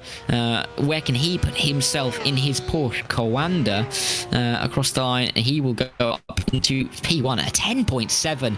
I think that may be the fastest time we've seen so far this evening, Robbie. Yeah, certainly close. I think we had a 10.7 in the first session, but yeah, certainly impressive lap there from Rogers in the Porsche. Let's see, got 5 or so more drivers to go here, so... Yeah, and we'll see who can improve on that. Bono will come across the line now. Of course, then another very fast driver in his own right. P3, a 10.9 flat, sees him up there. That pushes Caique down into P6 for now, with 4 more drivers still to cross the line. But this is looking like it's a very, very fast quarterfinal, isn't it, Robbie? Because we were seeing pole position in quarterfinal 3 was a 10.9, and we're already seeing, I think, 3 times would have beaten that. Yeah, fastest we've seen so far. Obviously, a very stacked group. I mean, yeah, the 10.7 is super strong. We'll see how that translates to his race pace, as we've got a couple more drivers to go here, just 3. So still P6 for now. Let's see how it ends up. Yeah, Joni Tormala coming through the final few corners. I mean, it's looking tight. Of course, Caique is currently sitting in P6. I mean, at worst, again, he will start 9th. So the same kind of area that we saw Robbie and Ibraheem start in. Joni Tormala, where can he put himself? He will stay where he is in P10. Slowest time that we've had so far, in 11.3. Bit of a gap between the times in this qualifying session. Not necessarily something we'd have expected, but it means that Caique currently sitting up in P6. It's looking good for him. Yeah, absolutely. And with only 2 drivers to go, he's certainly in the zone he needs to be in at the start of the race to make a move. If he can have a similar kind of getaway as Robbie did in the first couple of corners in the last round, we're looking pretty good. So let's see how we end up as Benecke goes P2. 1 driver left to go. We're sitting P7 for now, so definitely in with a shout here. Yeah, Pastor will be the last driver. And even if he pushes Caique down, P8 will be a great starting position and a good launch-off point to see if he can work his way further up the order in the 13 laps that we have upcoming. Last driver across the line is Pastor, and where can he go in the end for the Williams Esports driver? It's going to be P7, so just in front of Caique. There was about a 10th, actually, between P6 and P7 there, so a bit of a jump, but it does show that the opportunities are there, particularly for Caique, to see if he can get into that top 6. Yeah, absolutely. And the strongest quali we've seen so far, top 6, all in the 10s. So that's we haven't seen that just yet today. So definitely a strong group here, and we'll see how we can go in this last round. I'm a bit partial to this car, with the Turner livery on it, but yeah, we'll see. But yeah, it's going to be interesting. I mean, a 10.7, at worst, the second fastest time that we've seen this evening. So really, really good pace showing in this quarterfinal, and it may mean that we get to the stage where it's going to be difficult to overtake. It's not a car going backwards without my eyes.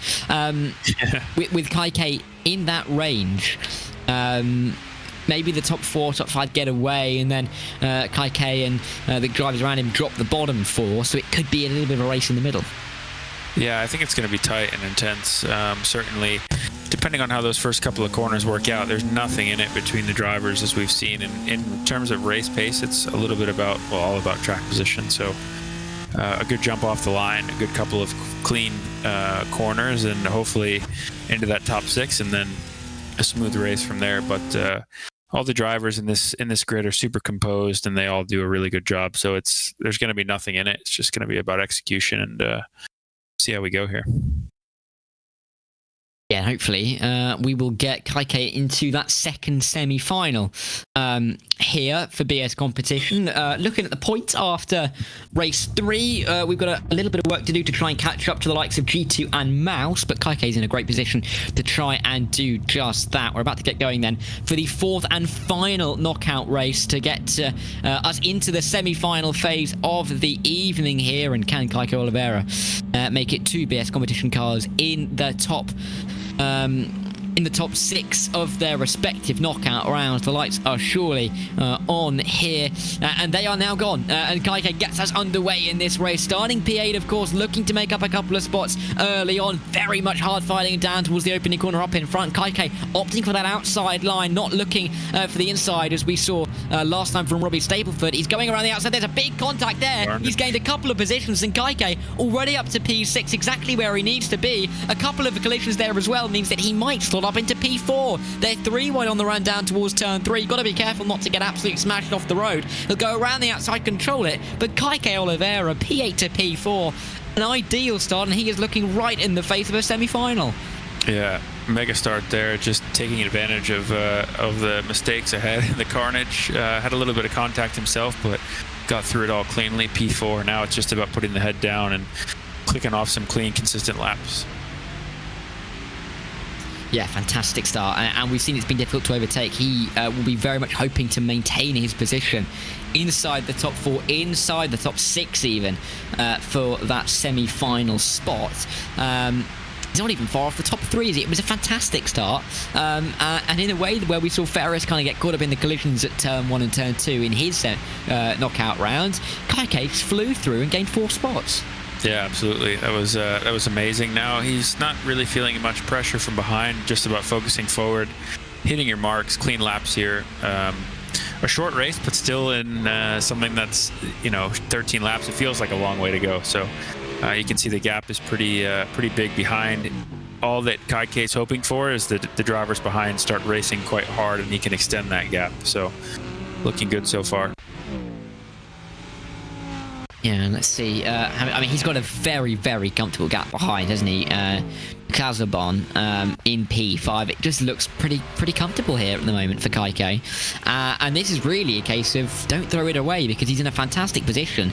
I mean, you can see on the track map as well, on the top right-hand side of the screen, there's 2 drivers running around at the back who are miles off the pace. And then you've got the likes of Enzo Benito, Pastor, Bykov, who are dropping off the back of the train as well a little bit. So it's looking good for Caique Oliveira. All he needs to do, really keep a calm head over the next 11 laps and bring it for a semi-final. Yeah, absolutely. And so far looking very strong, no pressure from behind, just focus forward. He's even, beginning to sort of catch up that main group. So looking quick in our yellow BMW here, as I'm definitely partial to that color and that livery, but so far so good. Yeah, I don't mind a yellow and green livery either. Whatsoever. Of course, Brazilian colours work wonderfully on pretty much anything, don't they? A little bit of blue splashed in there as well. But I mean, at this point, he's gaining, isn't he, really, on the top 3? He's doing a very, very good job, and this really is looking promising if he is able to carry this out for a semi-final. Yeah, absolutely. As we see, pretty much a spread out field, nobody really gaining on anyone. And yeah, very strong pace from Caique so far as he's settling in here, and it's got about a second buffer behind. So far so good. Yeah, I mean, we're in this kind of point of a race where we haven't really been yet so far this evening, with a BS competition car pretty comfortably inside this top 6, not looking at any kind of threat at this stage. I mean, Caique, if anything, is looking to move forward into the top 3 here. So We start lap 4, 10 laps to go. This is looking pretty calm for Caique at the moment, and it looks like we're going to have one BS competition car in semi-final 1 and then one in semi-final 2. Yep, and he's looking composed. I think at this point he knows there's no real need to push his way forward and try to do anything silly here. He's in a strong P4, no pressure from behind, so he's going to just eke out the laps and hit his marks from here, looking very composed. Yeah, and I mean, it looks pretty comfortable. I mean, I can just see behind him as well. That staircase. I know he's going to be marching up and down that while he's racing.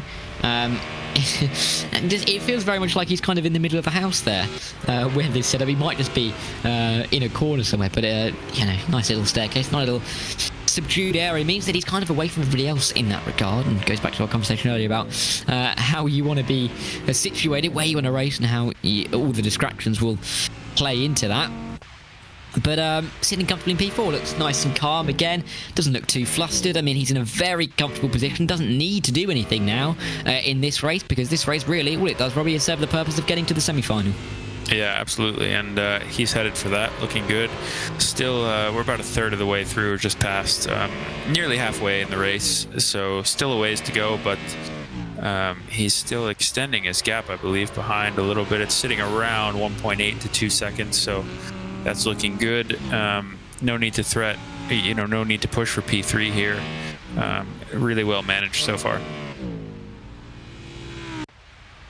You relayed to me that Caique is actually in the BS office, so that'll be why he's got some service behind him, but he's at base, which means that he is going to be around some of the other guys, focusing really and getting quite a bit of support, I think it's fair to say, from the guys down at base. But he's right on the back of Jeffrey Wrightbelt, who is in the red line car. So, it shows how good the pace is that BS car, right with red line, right with the other two as well, Joshua Rogers and Maximilian Benke as well. I mean, this is a very, very strong top 4, and it's great to see that Caique is joined at the back of this train.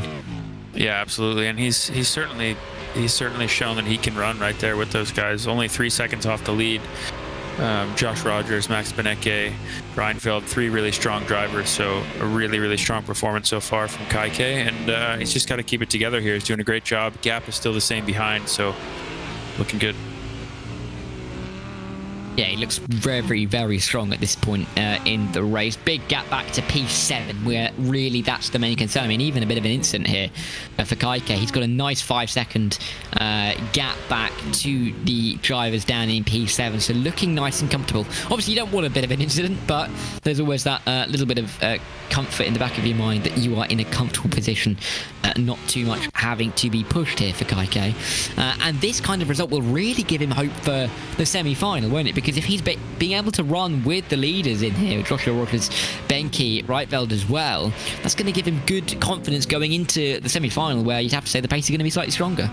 Yeah, absolutely, and it gives him confidence that, in quali he can, if he's staying with these guys, he can eke out, a lap time as good as anyone. So I'd even argue that he's a little bit quicker than Reinfeld at the moment. He just doesn't really have anywhere to go with it, so it's very impressive so far. Again, he still has similar gap behind, so he's not feeling any pressure. I think he's being smart here to do exactly what he needs. And we are nearing half distance in this race. 6.5 laps pretty much completed, 6.5 to go. And yeah, Caique looking as comfortable as ever at this stage. I mean, for you, Robbie, you must have been in this kind of position before, where you're relatively comfortable where you are. You're sitting at the back of the train. Do you want to be making the moves forward? Do you risk that kind? I know we've talked about risk reward so far, but do you make that risk to gain a couple of extra points, or do you kind of, rest on your laurels and kind of just accept, yep, I'm through to the semi-final, I can try and make those positions up for P6 to get to the final? Yeah, I think I've always driven with a big picture mentality, and I think in this championship, it's really about that P6. Earning a P6 initially is almost like earning a podium. Where in real life, if I'm in P3, I obviously try to move forward to P2 or even try to win the race, but you have to also accept that P3 is a good position, so it's not worth throwing it away. So I think a similar mentality here is. is the key of just knowing, okay, I'm P4. It's not the most glamorous position, but it's exactly, you know, it's exactly good enough to move on, and that's what it's about. And knowing, you know, Caique is he's gonna have the confidence to know that he's got really, really good pace. So I think he's gonna look to just finish this one off and head to the next round. Yeah, which of course, he's not got terribly long to wait in that regard. Of course, this being cut number 4, there's only going to be one semi-final between that and his next race, which, if anything, you have to say it's a bit of a benefit, isn't it, really? Because it means that if you're locked in now, you don't really lose that kind of rhythm. You kind of just stay locked in with not too long of a gap. For the guys who qualified through to the semi-final in Knockout 1, the likes of Ferris Stanley, it might be slightly more difficult to just tap back into that rhythm, into that regularity, I think it's fair to say, when you get into the semi-final. So a bit of a positive as well for Caique, that being in this quarter-final 4, knockout 4, whatever you want to call it, might give him that little bit of extra advantage going to the semi. Yeah, I think so. He'll be very fresh, warmed up, as one might say. And yeah, his pace is still super impressive. Keeping that up, and yeah, just about 4 or 5 laps to go here, sitting a solid P4 with no threat from behind. So looking good. Absolutely. So, I mean, Caique, he's still doing a good job, isn't he? He is still right on the back. If anything, he's keeping closer to Reinfeldt than Reinfeldt is to Benke. So, great stuff at this stage from the Brazilian, and it looks increasingly likely. But we're kind of just waiting for the confirmation, aren't we, really, that we have 2 BS competition cars in the 2 semi-finals, 1 in each. And like you said, that is a fantastic livery for the car, isn't it? Green, blue, yellow, looks absolutely great. Yeah, it's got it all, and a definite classic for the Zebras as we are working lap 9, so 4 more to go, and yeah, nothing really changing. Reinfeldt's fallen off Beneke a bit, which has pushed Caique back, but Caique all over Reinfeldt, who still has a solid gap from the car behind, so status quo. It really is. At this stage, it's kind of what we've seen so far already, isn't it? Where you get through the opening couple of laps, and then nothing really. Nothing's really happening. There's maybe a couple of moves further back. There might be a couple of looks for the lead, but realistically, everyone kind of settles in their position. They can't really make the moves that they want or need to, and that's exactly what we're seeing here with Caique, who is sitting very comfortably. He won't be disappointed by that, mind you. He'll be very pleased, I think, to be where he is, and but it's just that case of you're up into P4 at the end of lap 2, you might as well call the race there, because there's not really going to be anything else that's happening unless there's a bit of a crash. Yeah, it's worth noting the intensity from the drivers is still up, but yeah, there's no, you know, they can't make a mistake. They've got to stay laser focused, but at the same time, there's not much happening front or back. So as we're now working lap 10, draws a little bit closer there to Reinfeldt, but again, nowhere to go with it and no need to go anywhere with it. So a very smart, mature drive from Caique, and yeah, just needs to bring it home. Only about 2.5 more laps to go now for him to bring this one home. I mean, we've got Thibaut Carazon not too far behind, but far enough behind that he's not really a concern. And then really, it doesn't really matter if 1 or 2 drivers get through. It's only really going to be a worry if Caique gets overtaken by Bykov, but Bykov is 8 seconds or 7.5 seconds behind at this stage. So it's a fair old gap that would have to be closed, and I think Caique is looking nice and calm. I've just seen that the official stream highlighting what a good job that he has done so far. But with only a couple of laps to go, really, just a procession to the end now, isn't it? Yeah, pretty much. He is drawing a bit closer to Reinfeldt, which maybe he's just putting some knowledge in his memory bank for the rounds later on of just how do I race, how do I pass. You can see that he's not giving up, but I think he's going to be smart and he's not going to try any silly moves. But this will give him a good opportunity to just learn how to race and learn how to maybe try to make a move later on as he advances to the next round, hopefully here in the next couple of laps. Yes, on the back of right. I mean, if the opportunity presents itself, I have no doubt that Caique will go for that move for P3, pick up the extra few points, and march with them to the semi-final, where, of course, he will be the BS representative in semi-final 2. We've still got Ferris, who will be in the next race, so we will have representation in each of the first 6 races, and we hope in the 7th this evening here as well. But seeing, a good start to his day for Caique. He'll hope that it'll last a little bit longer with the semi-finals and final upcoming, but one more lap to go. He's right on the back of Jeffrey Reitveld. It looks all nice and calm under that car. Yeah, absolutely. And I think it's clear that he's got at least as good a pace as Reitveld, if not a bit better. So I think this will be motivating for Caique to really think about his quali lap from this round, how he can refine it, and how he can continue to expand on his pace. And he's very, very close here, but just nowhere to go with it really. Still no pressure from behind, but he's definitely making Reitveld feel the pressure.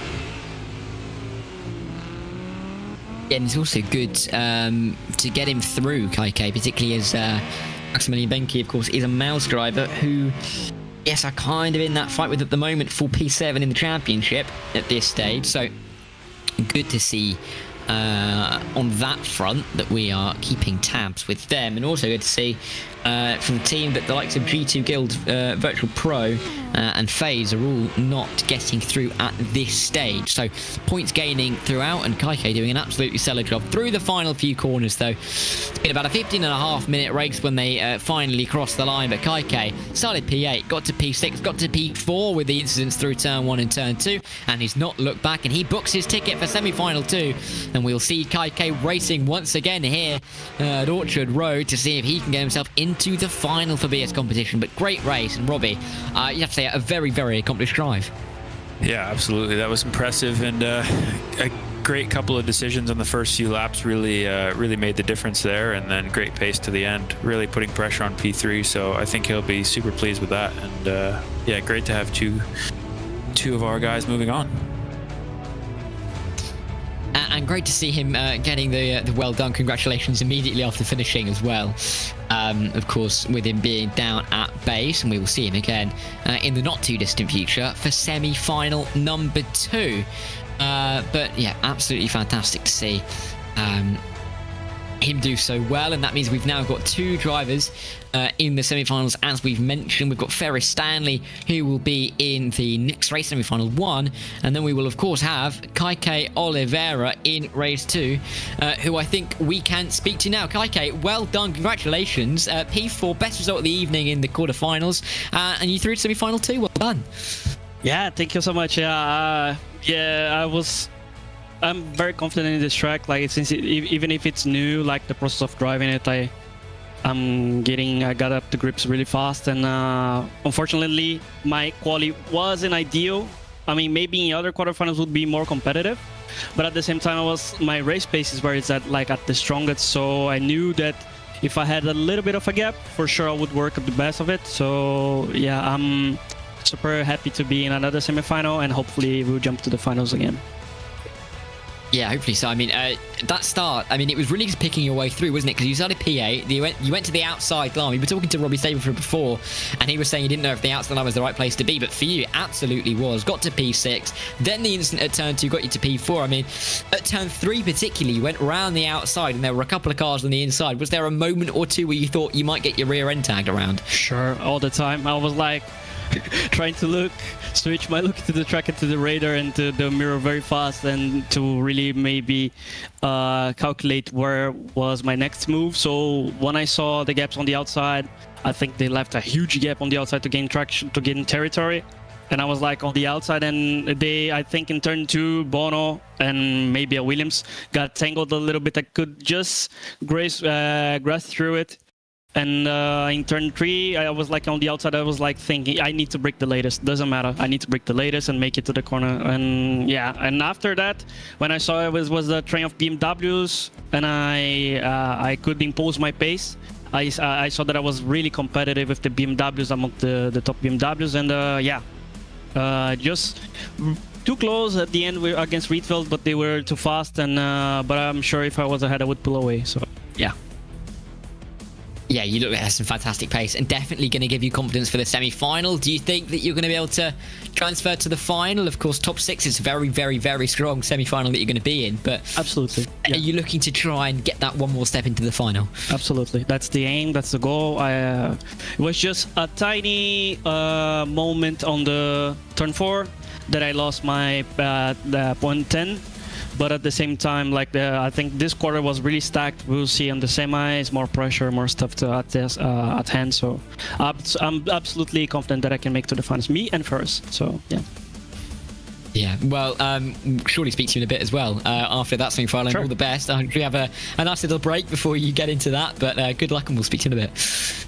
Yeah, Ciao, ciao. awesome. Well done. But yeah, I mean, Robbie, that really was a fantastic drive, wasn't it, from Caique? And it really does give him that kind of confidence going into that semi-final and trying to get into the top 6, because it's going to be a very difficult semi-final to get out of. But he really did show the pace that he would need to get through. Yeah, absolutely. I think the key was the race pace was super impressive. He was right on the back of P3 and clearly quicker, just know where to go with it. So track position is everything, but great to see Caique's pace there. Really, really impressive. Yeah, a lot of promise for the final, hopefully, and we'll see if he can get through semi-final 2. But before we get to semi-final 1, well, of course, we'll see Ferris Stanley try and get himself through to the final. We'll take another short break and come back to you when everybody is ready. Qualifying is about to get going, but we will see you on the other side. Stick around, because the semi-finals are coming up, and they are likely to be bigger and better than the quarterfinals that we've already seen.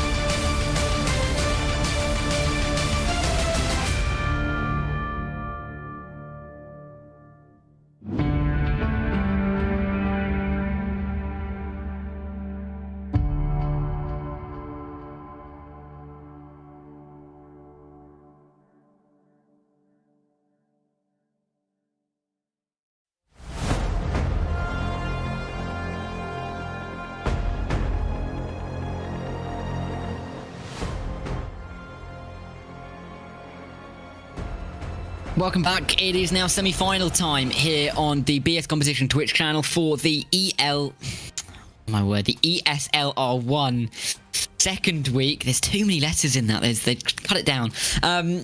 It's semi-final time, as I mentioned. We've got one driver in semi-final one driver in semi-final two. Myself, Darragh Thacker, still here.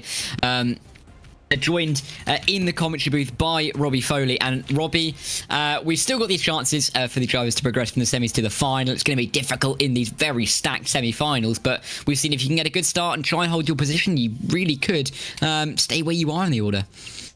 Yeah, absolutely. It's definitely all about track position, and we haven't seen too many overtakes apart from the first few corners in these races. So pace is very close between all these drivers, and it's definitely going to be all about track position and trying to put yourself in a good place on the first lap.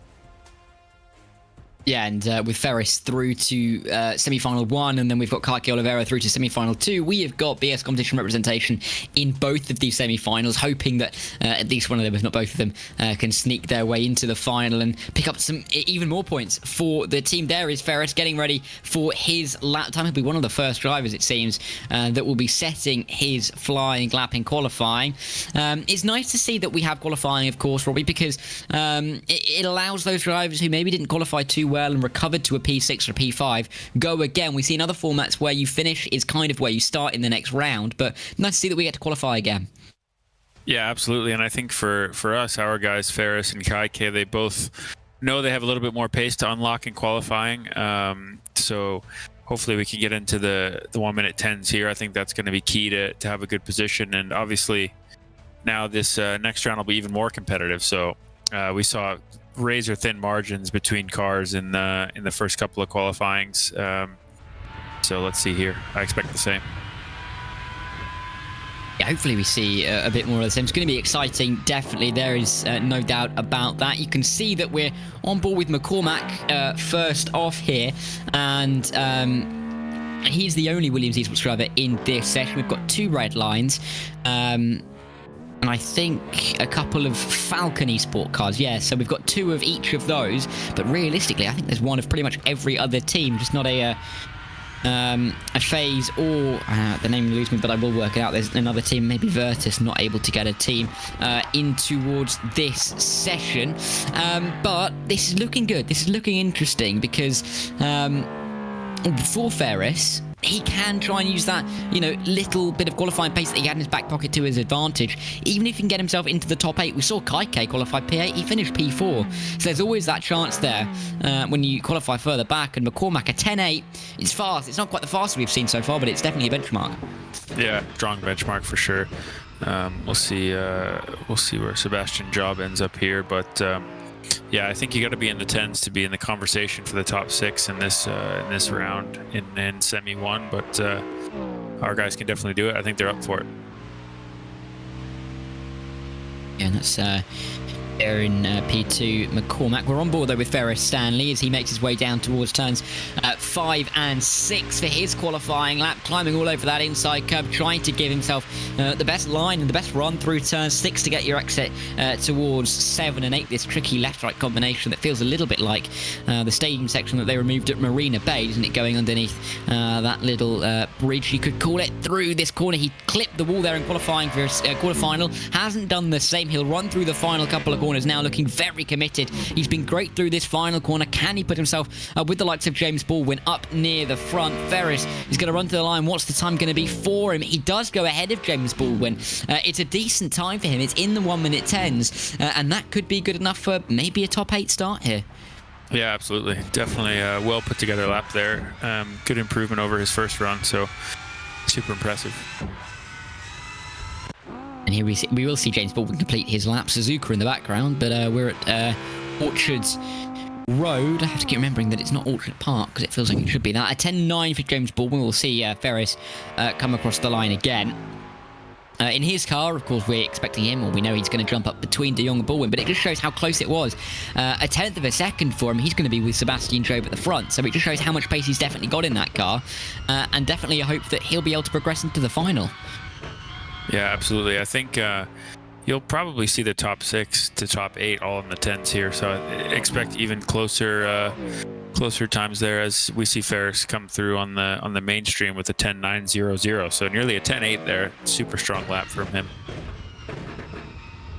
Yeah, and so it's disappointing for him to be just 2 thousandths off the back of De Jong, who is in that Porsche Coanda car, but still a very good time. A 10.9 flat is very competitive from what we saw throughout all of the quarterfinals. We'll see if anybody else can jump up. Lerner, where can he pop himself in his mouse car? He will stay where he is in 11.1. Not just good for Stanley to not be behind Lerner just in general, but Lerner is the mouse driver, so added bonus there that points will be picked up on its current competition for P7 in the championship. Cherepenian will be next, but still, as the times are coming in, it looks increasingly good for Ferris, isn't it? Absolutely. I think a 10.9 is going to be very strong. I think you'll see quite a few 11 flats. So we'll see how we go here. Obviously about half the field done, but still looking very strong with P4. Yeah, let's see. Luke Bennett will be one of the next drivers across the line with Cherepenian only going in 11.1, so this is looking even better for Ferris at the moment. Worst place he can end up being is P9, and there's still 5 more drivers to go, which would suggest that he might be starting slightly better than that, actually. So we'll keep an eye as he runs through the final corner. Luke Bennett, where can he put himself in his red line car? Job's fastest. Bennett joins him on the front row, P2 and red line. I think it's fair to say that it's not too much of a surprise, is it, to see the two red lines 1 and 2? No, for sure not. And there's nothing in it between them. They are, I suppose, 12 or 11 thousandths apart. There's not much in that. You could sneeze and not even miss that. It's crazy close. And still looking good here for Ferris, sitting 5th with 3 drivers to go. To be honest, you could probably sneeze and miss every single one of these times so far. Yeah. There's only 3 between them. I mean, it is so tight. Lemonek only went up into what is P7 or P8, that is. P8, I should say. Yayovsky, watch out for him. Of course, he was fastest in quarterfinal 2, won it by a distance. Where's he going to go? Can he put it up with the 2 red line cars? I think he's going to be in that mix. And Erhan Yayovsky, oh no, slower maybe than we were expecting. A 10.967, and this is looking increasingly good for Ferris, because the worst he can start is 7 now. Bit of a surprise considering Yayovsky was dominant in his race earlier. So still looking great for Ferris, and hopefully he can again make a very good start. We'll see. Yeah, Tatella through the final corner. Where can he go in one of the Falcon cars? His teammate Lemonek's currently in P9, and Tatella goes, in the end, he goes P3. Very, very good lap from him. And 1,000th of a second off of Luke Bennett. I mean, these times are so tight. Yeah. I mean, you just cannot split them. And it's full credit to Ferris, because he's still less than 10th off pole. Yeah, amazing. Let's see. Ellis, last driver across the line. He will set the final time. Where will he pop himself into in his Apex Racing team? It's only good enough for P8, which means that Ferris Stanley, he's going to be starting the semi-final in P6. This is a fantastic position, isn't it? Yeah, he'll be happy with that for sure, and especially off the strong race he had earlier. I think anything can happen in the first couple of corners, but he's in a very, very strong position. Hopefully, he will be able to capitalize on that and get us into the final, because we'd absolutely love to see that, wouldn't we? To have Ferris Stanley, because he only really snuck through quarterfinal 1. He finished P6. If he can finish P6 again, it's written in the stars, really, isn't it? Because sneaking through into the final, picking up a nice chunk of points as well, it'd be absolutely fantastic to see. But we're into this little warm-up session again. A couple of minutes on the clock. Well, only 35 seconds left now, but the start's going to be all important, isn't it, Robbie? Because if Ferris can get off the line well and try and avoid any of the carnage that we see, if he's able to stay inside that top 6 after the first lap or so, he's going to be in a fantastic spot to try and get into the final. Yeah, absolutely. As you say, he benefited from the carnage last time. Hopefully he's not involved in this time, but I think he's got the knowledge from the race before to know where and how to place his car, and hopefully he can gain a few spots, but if not, just maintain position and have a strong race there. As we've seen, once the first lap settles out, it's generally generally kind of lying astern. But let's see here. I'm sure Ferris is ready. He's probably got good confidence after that lap, and we've seen our BS competition cars have great race pace in the races today. So hope for more of the same. And you can see on that webcam, there's just a little bit of a smile, isn't there, in those eyes. He looks quietly confident. He looks very pleased, but he's got to get ready because we're about to go racing here. Semi-final 1 then for ESL R1, the second round of this spring season. We are at Orchard Road, the fake fictional circuit at Singapore. Ferris Stanley, he starts P6, hoping to get himself into the final, and there's every chance that he will. Let's see how good of a start he can get, if he can pick his way through and maybe gain a couple of spots. We're racing then for semi-final 1. Not the best of getaways that we've seen, but not the best of getaways further up either. It's going to be absolute carnage down in towards turn 1. 3 wide likely. It's one of the red lines having an awful start. That's Sebastian Job, nearly 4 wide, as Ferris is wedged in the middle of the two. He's trying to find his way through. There's drivers on the inside, drivers on the outside. He'll go through the middle, through turn 2. We'll make sure there's no contact on the exit, but a little bit of a touch means he's dropped down to what is P7. Sebastian Job fighting for his life to stay inside the top 6. Ferris around the outside at turn 3, not going to be able to work there, and he gets shoveled wide, which allows inside line for Kevin Ellis Jr., who squeezes him into the wall. And that is getting very, very tight and testy through there. And Ferris, he's kind of been done over, you'd have to say, a little bit by getting stuck in the middle through his turns 1 and 2, but he'll have the inside line through at turn 6, and he will be able to fend off Kevin Ellis Jr. for now, but he needs a spot to be in the final. Yeah, a little bit unlucky there at the start, just to be in the wrong place at the wrong time. But yeah, head down here, try to work your way forward. And as we see with Sebastian Job, he's lost quite a number of places, and he's got a lot of pace. So that might create an opportunity for Ferris if Job tries to make a move going forward. But it'll settle out here a little bit, and he's just got to get his head down and run some fast laps. And let's see if he can try and work his way up. It's going to be difficult for sure, especially with the caliber of driver and that we can see in front. The likes of Sebastian Joe Burhan Yajovski, the 2 drivers in front of Ferris at the moment. But you know, there's every chance that he can find his way back inside that top 6. It's going to be difficult for sure, especially as we've seen, difficult to make any kind of overtake. But if there are some drivers a little bit more keen to go through in front than others, and maybe cause a little bit of contact, then Ferris is in prime position to pick up the pieces, isn't he? Yeah, absolutely. And I think that's what his plan will be.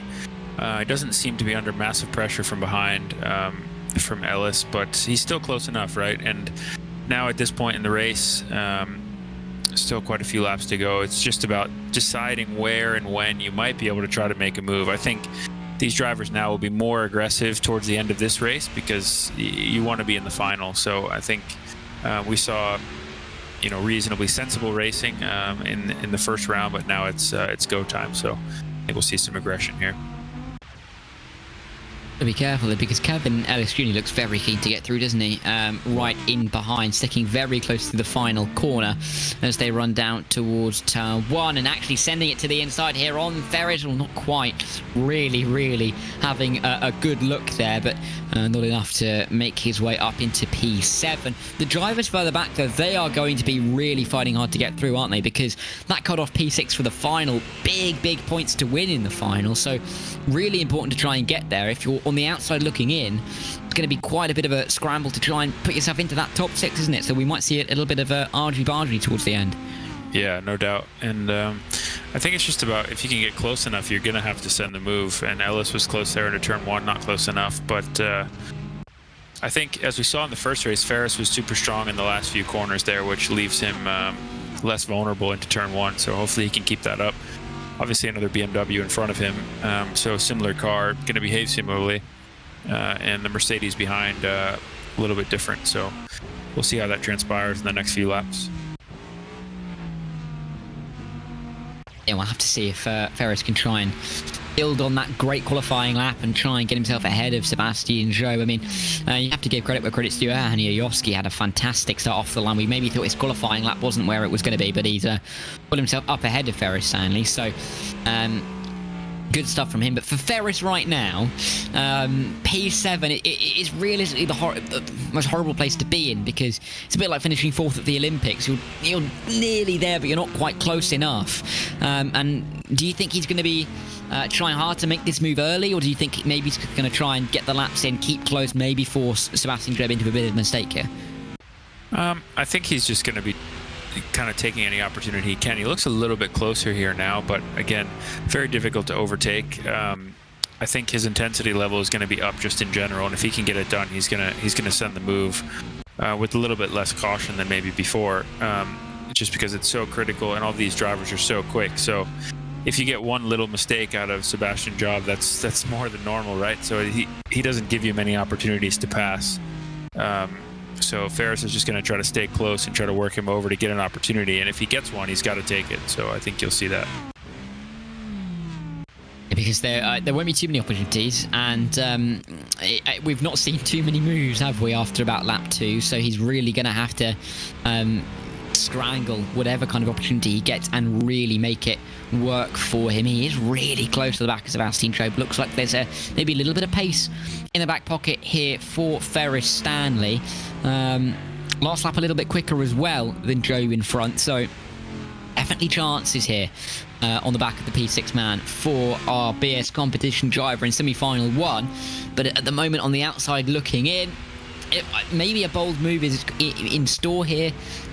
Maybe just, as I said, trying to scare your opponent off the road, because there's something to be said about that, isn't there? If you're in P6, you're thinking, I'm in the final, but then you're thinking, oh, I can't drop a position. So you're going to, even if it's subconscious, be thinking about the driver behind. If you are in P7, which is Ferris Stanley, putting yourself into the mirrors, having a bit of a look, is going to put a bit of doubt into Sebastian Loeb's mind, isn't it? Yeah, for sure. And you almost have nothing to lose in a sense of you need to be in that P6 spot. And equally, you don't want to lose out and end up P8, P9 when you could have had a chance for P6. But it's going to, as the laps wind down here, we're not quite halfway in this race. It's still fairly early on, but at some point, Ferris won't have much to lose if he can get close enough. Obviously, you want to do the move cleanly and make it happen the right way. But if he gets a chance, he's going to take it. And let's hope he does get a chance just to try and show us what he can do in this race. 5.5 laps, and we're on lap 6 now, so still more than half the race to go, and Ferris looks pretty comfortable. I mean, we've seen it all the way through, haven't we? Quarterfinals, or the knockouts 1, 2, 3, and 4. Drivers are just really kind of being calm, because the one thing you can't do is make a mistake. You're pretty safe really where you are in the grand scheme of things.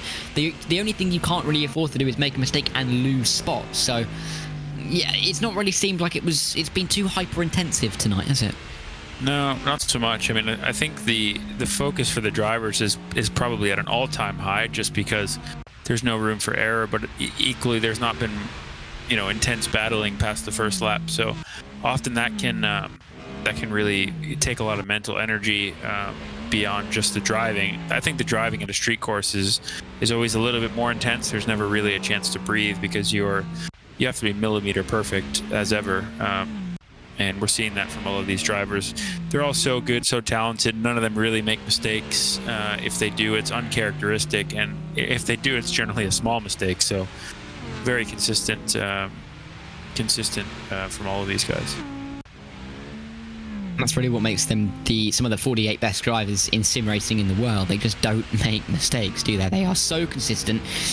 You can trust them week after week, lap after lap, session after session. They are just there every single day, pounding at the lap times and giving you results, and that is why they are racing in this event, and that's why we've got Ferris racing. He delivers, doesn't he? Got us into the semi-final, maybe able to get us into a final here, so full credit to him, even if he isn't able to get up into P6. It's been a fantastic effort so far this evening from him. That final corner, still doing him well, it's helping him, really, isn't it? Because he's still getting that good exit compared to Loeb. We saw it in his quarter-final. He was getting the exit compared to Marcel Shinzik, and he's kind of doing the same here in semi-final 1, which is really all you can do, because, of course, as we've talked about, that main overtaking opportunity is down at turn 1, isn't it? Yeah, absolutely. And again, he's got great pace. Sebastian Loeb was obviously on the pole, had a bad start, and that's why you see him back there in P6, but Ferris keeping pace with him. super impressive, the race pace from our guys today, and just past halfway now. He's got to start to try to put the pressure on if he can a little bit more, but still a great run up to this point. Yeah, 7.5 gone, 5.5 to go here, and really gonna have to squeeze on this pressure, just be appearing in the rear mirrors of Sebastian Job, just not even being visible, just trying to be as close as you can so that Job can't even see the front of the car, just to make sure he knows that you're there, and you're really going to push him all the way through the final 5 laps of this race. They come around the final corner once again and across the start finish line, and you know, it's never good for the nerves, is it, when you're on the bubble? I mean, if Ferris Stanley was in P2, P3, we'd be having a very comfortable time. We'd be thinking, okay, he's safely through. If he was P10, 11, we'd be thinking, oh, okay, maybe it's not his day. But being in 7th, we're just hoping we can see P6, we can see the final. It's just whether we can get there or not. Yeah, the intensity is high, and for himself, I'm sure he's trying to up the ante as much as he can. It's just one place, but it's easier said than done, especially in a competitive field such as this, on a track difficult to overtake. So he's giving it his all. He's doing a great job. Just probably need a little bit of luck here to have an opportunity. Maybe Yovsky and Sebastian Job will race a little bit harder here, but it's all very close. As you can see, the field only spread by a couple of seconds here, so working about 3-4 laps to go. See if he gets an opportunity. Yeah, 4 when they cross the line, so 4 chances down into turn 1. I mean, Sebastian Job even looks pretty close to Hanya Yovsky as well, so that could get quite tight, and if that gets quite tight and they start fighting, Ferris is going to be right on the tail to try and capitalise on that, but at this point in time, just staying where he is, lapping quite consistently. I think that last lap, his best, a 10.95, just showing how quick the pace is. But we're looking at qualifying laps from a lot of these guys here, and just shows how tight and how competitive this is, because they are all lapping pretty much identically to each other and then identically to their qualifying times. Yeah, you could put a blanket over the whole field, which again makes it near impossible to pass, but a super impressive level of driving from all of these drivers, and yeah, there's nothing in it. I mean, you could throw hundredths and thousandths of a second between them on a super tight track like this. It's impressive to see, but for Ferris, he's just gotta stay in it. He's got to keep his head down and just do the best that he can, and hope there's an opportunity to get by. There, I turned my phone up, not down, as something was happening there. But no, you're absolutely right in that regard. With only 3 more laps to go here for Ferris, it's going to be difficult increasingly for him to make this move. But you're right in saying you could throw a blanket over them. Normally, we'd be thinking that's fantastic for racing. They are nose to tail. They are just one after the other. But it's difficult to overtake here, so we're kind of just sitting here, and it's like they're all close, but they're just not quite close enough to make the move, and you really have to be within about a tenth to really have any kind of a go. Yeah, and you know, we would think Ferris is picking up a small slipstream from Sebastian, but equally he has one from Yovsky ahead, so it's fairly even. And you know, Ellis behind, the gaps are about equal, a couple of tenths splitting them. Ferris about a half a second over Ellis behind, so yeah, there's nothing in it. Cars in front and behind all have little bits of a toe and similar situations in following cars, so it's going to take some kind of circumstance of a mistake or the two ahead racing each other side by side for Ferris to really catch him up. But you can see where Ferris is strong, so is Sebastian in this last sector. The last couple of corners, the BMW seems very strong. Ferris has seemed quite good on the brakes into turn 1, but otherwise they're quite equal. So he's got 3 more laps, I think, total to get it done, and we'll see if he can have a chance. I was just having a quick look at the live timing on the app, just when I accidentally turned my volume up. I do apologise, but it's interesting just to kind of see some of the position changes throughout this race. I mean, Hanya Yovsky, of course, started in P9. He's up to P5 now. Sebastian Job started in P1 down to P6. Of course, very different fortunes in terms of their starts. Even further back, the likes of James Baldwin He's gone back 4 positions, back in P11 now.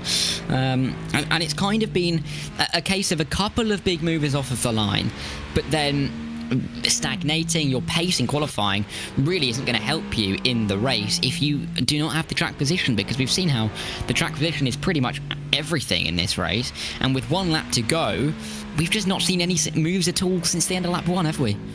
No, and nobody's really getting away. I think Bennett ahead has the benefit of clear air, so that's helping him a little bit pull over P2. But from P2 to P, I guess 10 really, it's all fairly similar gaps between cars. A bit of a parade in a sense of like nobody's able to really get close enough to have a move. So, everybody was spread by a 10th or 2 in qualifying. It's the same in the race, and the race pace has even been a little bit closer.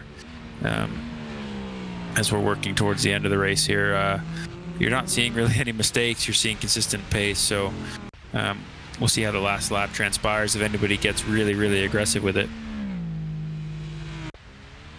Yeah, I mean, it's difficult to get really aggressive, isn't it? When there's very few hard braking zones. There's a lot of medium speed corners, but I don't really think you could say that there's a single slow speed. Maybe turn 1, maybe turn 3, but really, apart from that, they are all medium to high speed corners, as they will come through the final chicane, or the final few corners. It's been difficult, isn't it, for Ferris? He kind of got caught in all that mess off of the line. 3 wide through turn 1 and turn 2. In the end, he's just going to miss out as he comes down the final corner. He'll finish P7, but a very valiant drive from him. Unfortunate to not make it to the final, but Ferris Stanley, full credit to him. P7, picking up lots more points for the team. And yeah, credit where credit's due. Even though he didn't quite get into the final, you have to say, Robbie, that a great performance from him, particularly in qualifying. Yeah, absolutely. A great quali session to kind of finish off the lap he thought he could do earlier on today. We heard from him earlier. He was a little bit disappointed to miss out on maybe a 10th or 2, and clearly a 10.9.00 was a super strong effort. So great job from Ferris, and yeah, just a little bit unlucky there in turn 1, and then that's kind of how it played out. But a great performance from him today. Yeah, and he can really be proud of that performance, can't he? Really showing his quality and showing that there is definitely pace in that tank to try and get through to a final at some point soon. But he has joined us up here in the booth straight after that race. And Ferris, I mean, it was so close. I mean, that qualifying performance was absolutely stellar. But getting off the line, talk us through that start, because you were wedged in the middle of 3 cars. Yeah, well, I mean, it's kind of expected because I think I have 2 Audi behind me, because I think the car on Audi, as a team knows so far, Audi have better start than any of other car.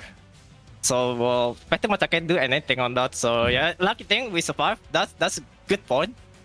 But yeah, I think like the qualifying could be better. I think like if that last sector still caught me, like I've still lost a 10. I think if that lap I get the lap together, I'll be in front of Sebish. But at the rest, it just pretty much lap 1, try to defend from Kevin, and then that's it. The rest of the rest just like following Sebish, because it have huge detail, you cannot overtake. So yeah, pretty much. But the pace is good, so I'm kind of still happy with it. But just a shame that we didn't make it to final.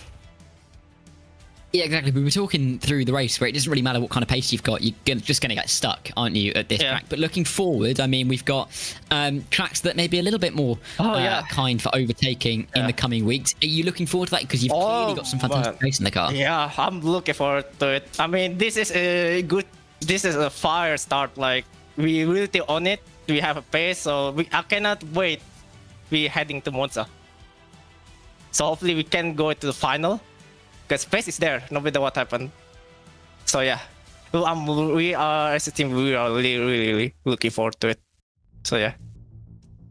Yeah, long straights, heavy braking zones, not something that we've had really here this evening. So very different circuit. But well done, Ferris. Again, congratulations. Got it through the semi-final, nearly through to the final. But I'm sure next week we're going to see you in that final race. No, it's 2 weeks actually. 2 weeks, not next week. So 2 weeks. Oh, 2 weeks. My bad. Sorry, 2 weeks. Yeah. 2 weeks. Getting ahead of myself. But we're surely going to see you there. Well done. Yeah. Thank you. Thank you, guys. Well, Robbie, I mean, We've got one more semi-final to go. Caique Oliveira is going to try and get it through, but again, qualifying, we'll have to see how he can do it, because then we've got to try and stay clean off of the line, because that was so difficult for Ferris, because he was there, but he just wasn't able to get through with the overtaking. It almost impossible here. Yeah, absolutely. And yeah, Caique feels confident. He has pace as well. We spoke to him earlier about his qualifying. I think he can easily be in those high 10s, which is what you need. And yeah, I think it's interesting listening to Ferris how good the Audi is off the line. That's an interesting point. And we saw Sebastian Job struggle off the line, but it's going to be about putting a good qualifying lap in, try to get yourself in the top 6, and then yeah, get through turn 1 and 2 cleanly, hopefully with a good start. But Caique had amazing race pace in the last race, so hopefully he can keep that up. Yeah, hopefully so. But we'll find out in a couple of minutes' time. We'll take a very short break again here on the BS Competition Twitch, but don't go anywhere, because Caique Oliveira will be hoping to get through to the final in semi-final 2 in a couple of minutes' time.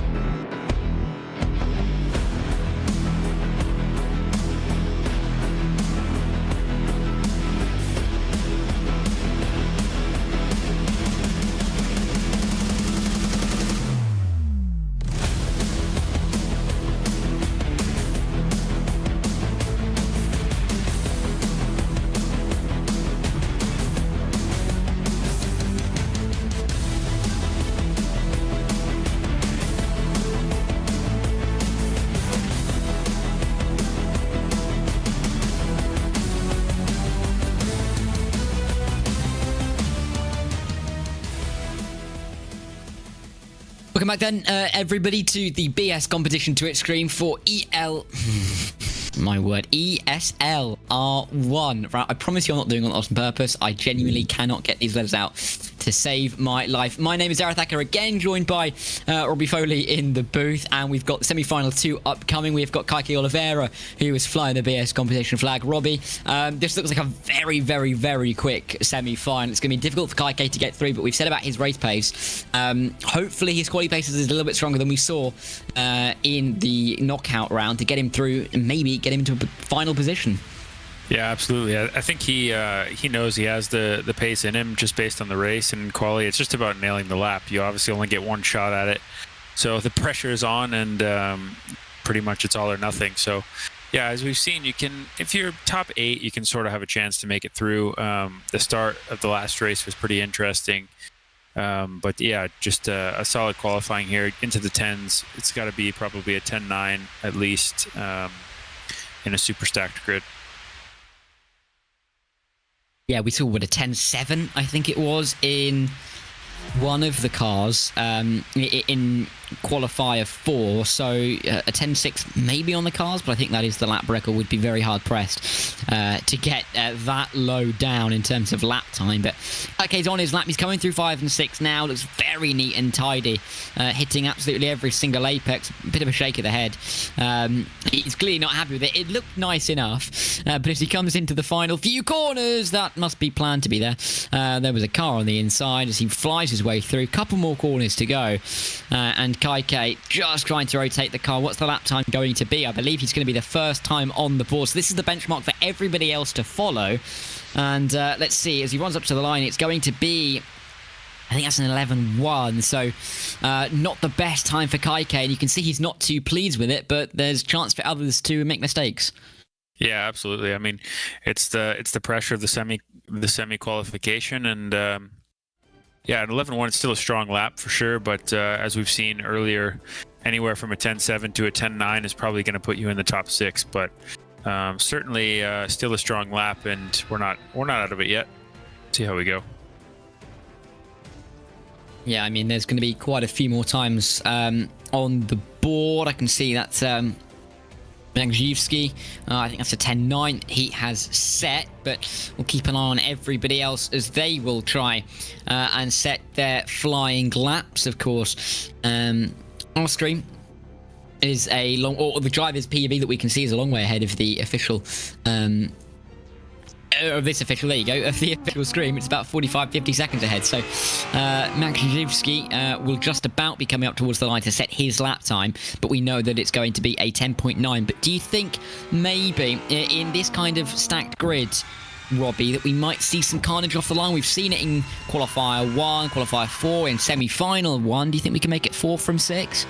Yeah, absolutely. I think now the pressure's on. It's, you know, the goal was to first make it to the semi, and now it's another step forward to the final. So I think the intensity will rise a little bit, and these drivers now have experience in doing these races to know that it's all about the first couple of corners. Where can I place myself? How can I take advantage?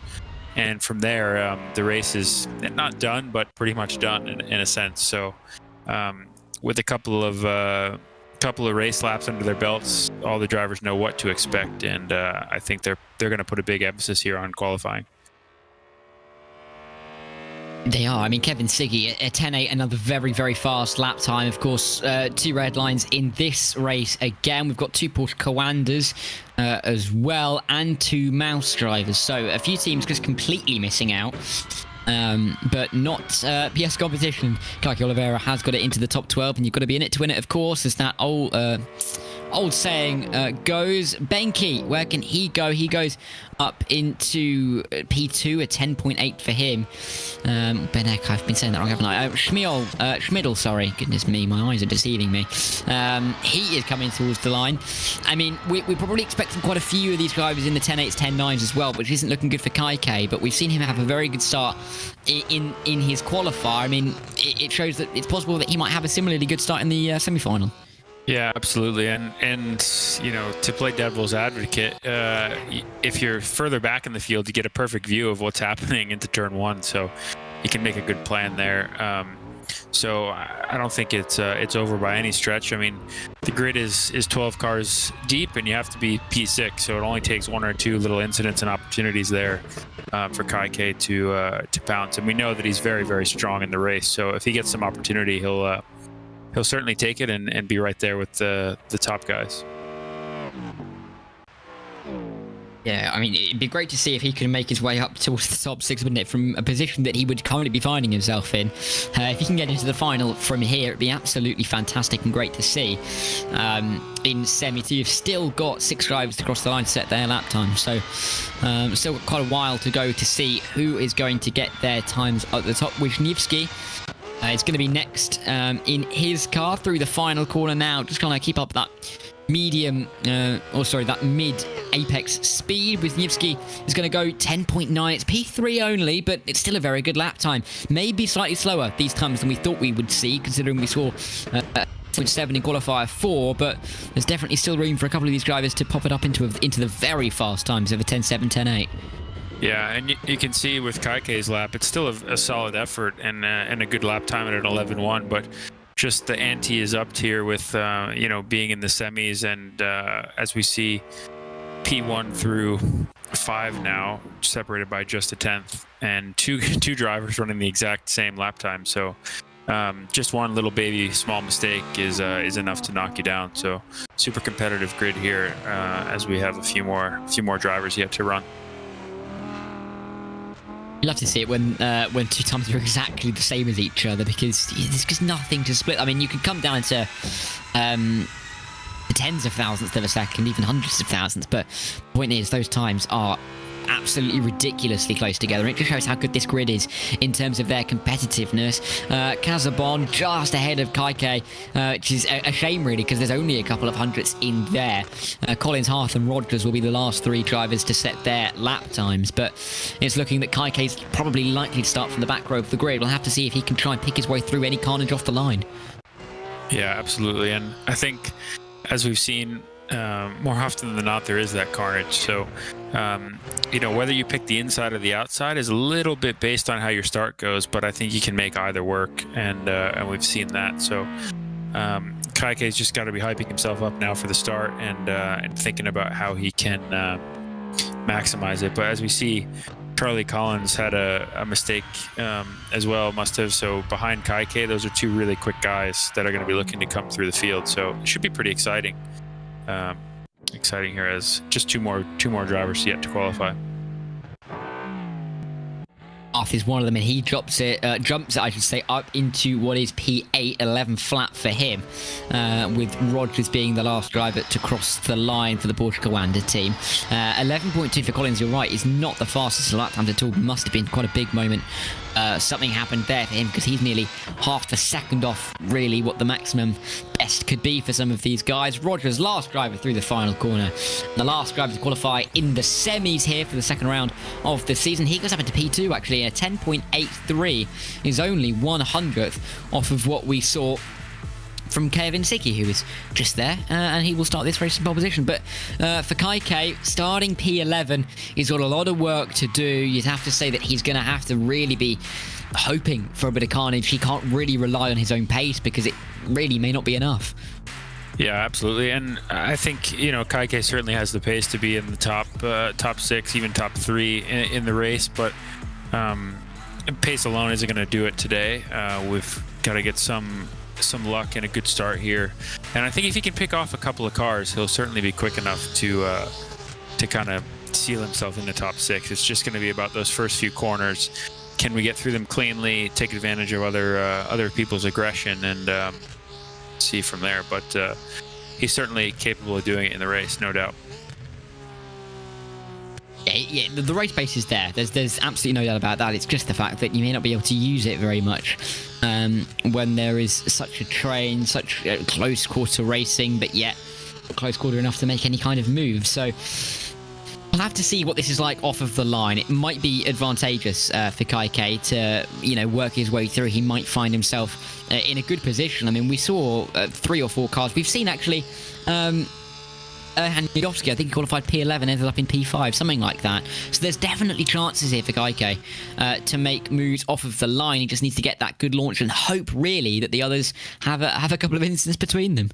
Yeah, absolutely. And he'll be remembering the first race, how that played out. Similar characters around him as before. He knows the drivers around him, so he'll be ready for the challenge. And let's hope for a good few corners here as we're nearly to the start. We are nearly to the start, and hopefully this will be a good start for Caique. He'll be on the outside line, down in towards turn 1. Got the one driver behind him, but it is semi-final 2. Can Caique get BS competition, a little bit of representation in the final? We really do hope so. Let's see how good his launch off the line is. Semi-final 2, 13 laps. He's about to get underway here, and we are going to be racing here in the streets of, well, the fake streets of Singapore on the run down towards turn 1. Caique Oliveira, he's on the outside line. Difficult to get to the inside here, but maybe outside line going to be advantageous for him. And let's see, braking late, maybe looking for a middle line through the cars, but not able to go there. There's cars all over the road. There's 1, there's 2, there's 3, there's 4. Oh no, getting caught up a little bit is Caique, but he's through to P7. He's up to P6. Can he hold this on here? Has he pulled off a bit of a miracle? He started P11. If he can get into the top 6 by the end of lap 1, it's going to be looking very good for him. But down the inside is Casabon, who is looking to pick off P6 off of him, which he has. And for the second semi-final in a row, Robbie, we have got BS competition car sitting in P7. Yeah, and that was a crazy start as Caique looks for the outside. Not sure if that's going to work. He's hanging in there. What a move if he can make it stick. And he just does, maybe. Still side by side. Whoa, and they're still touching. But, yeah, looks like he's got it done now. Up to P6. He's a bit deep. Whoa.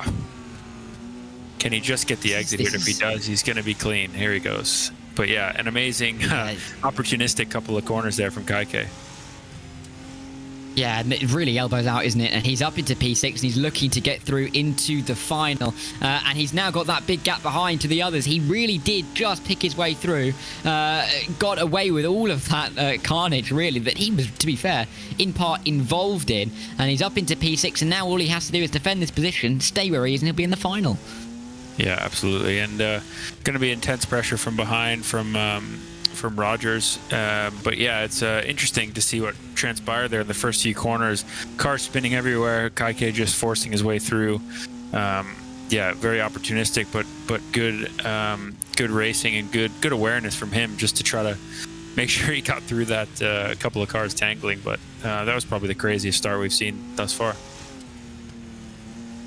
Yeah, and like I said before, Yovsky was able to pick his way through. In a similar vein, you've seen, of course, Caique pick his way through and put himself up into P6 into possible final position, where he may be able to go qualify again and improve on the lap time he's already done. The only concern is he's not really in the train, so he'd come under a little bit of pressure from the cars behind. Joshua Rogers sitting nicely in that slipstream. We'll see. There's still, of course, 11 laps to go here, a long old way in this semi-final too. But for now, Caique Oliveira, he's pulling out the impossible. He's up into P6. He could be in the final from starting P11. That'll be a remarkable achievement. Yeah, absolutely. And he's certainly benefited, actually, from sort of being further back in the grid, not to be in that kill zone. He could have easily been caught up in that if he'd qualified somewhere between P5 and P10. So now we're going to see him put his race pace to work here, and I think he'll do a strong job to hold off a great driver in Rogers behind. So far, no pressure, but long way to go. Still 11 laps. 11 laps to go here. Of course, the Joshua Rogers started last, didn't he? But definitely more pace in that car. You'd have to say the same for Caique. So those two that were on the back row of the grid find themselves in a position where they're now not just fighting over a point or two, they're now fighting over who gets to the final. So Caique will be hoping to defend this one here in that wonderfully Brazilian liveried car, coming through the final couple of corners. No mistakes can be afforded for Caique, and Joshua Rogers will no doubt capitalise on absolutely anything he can.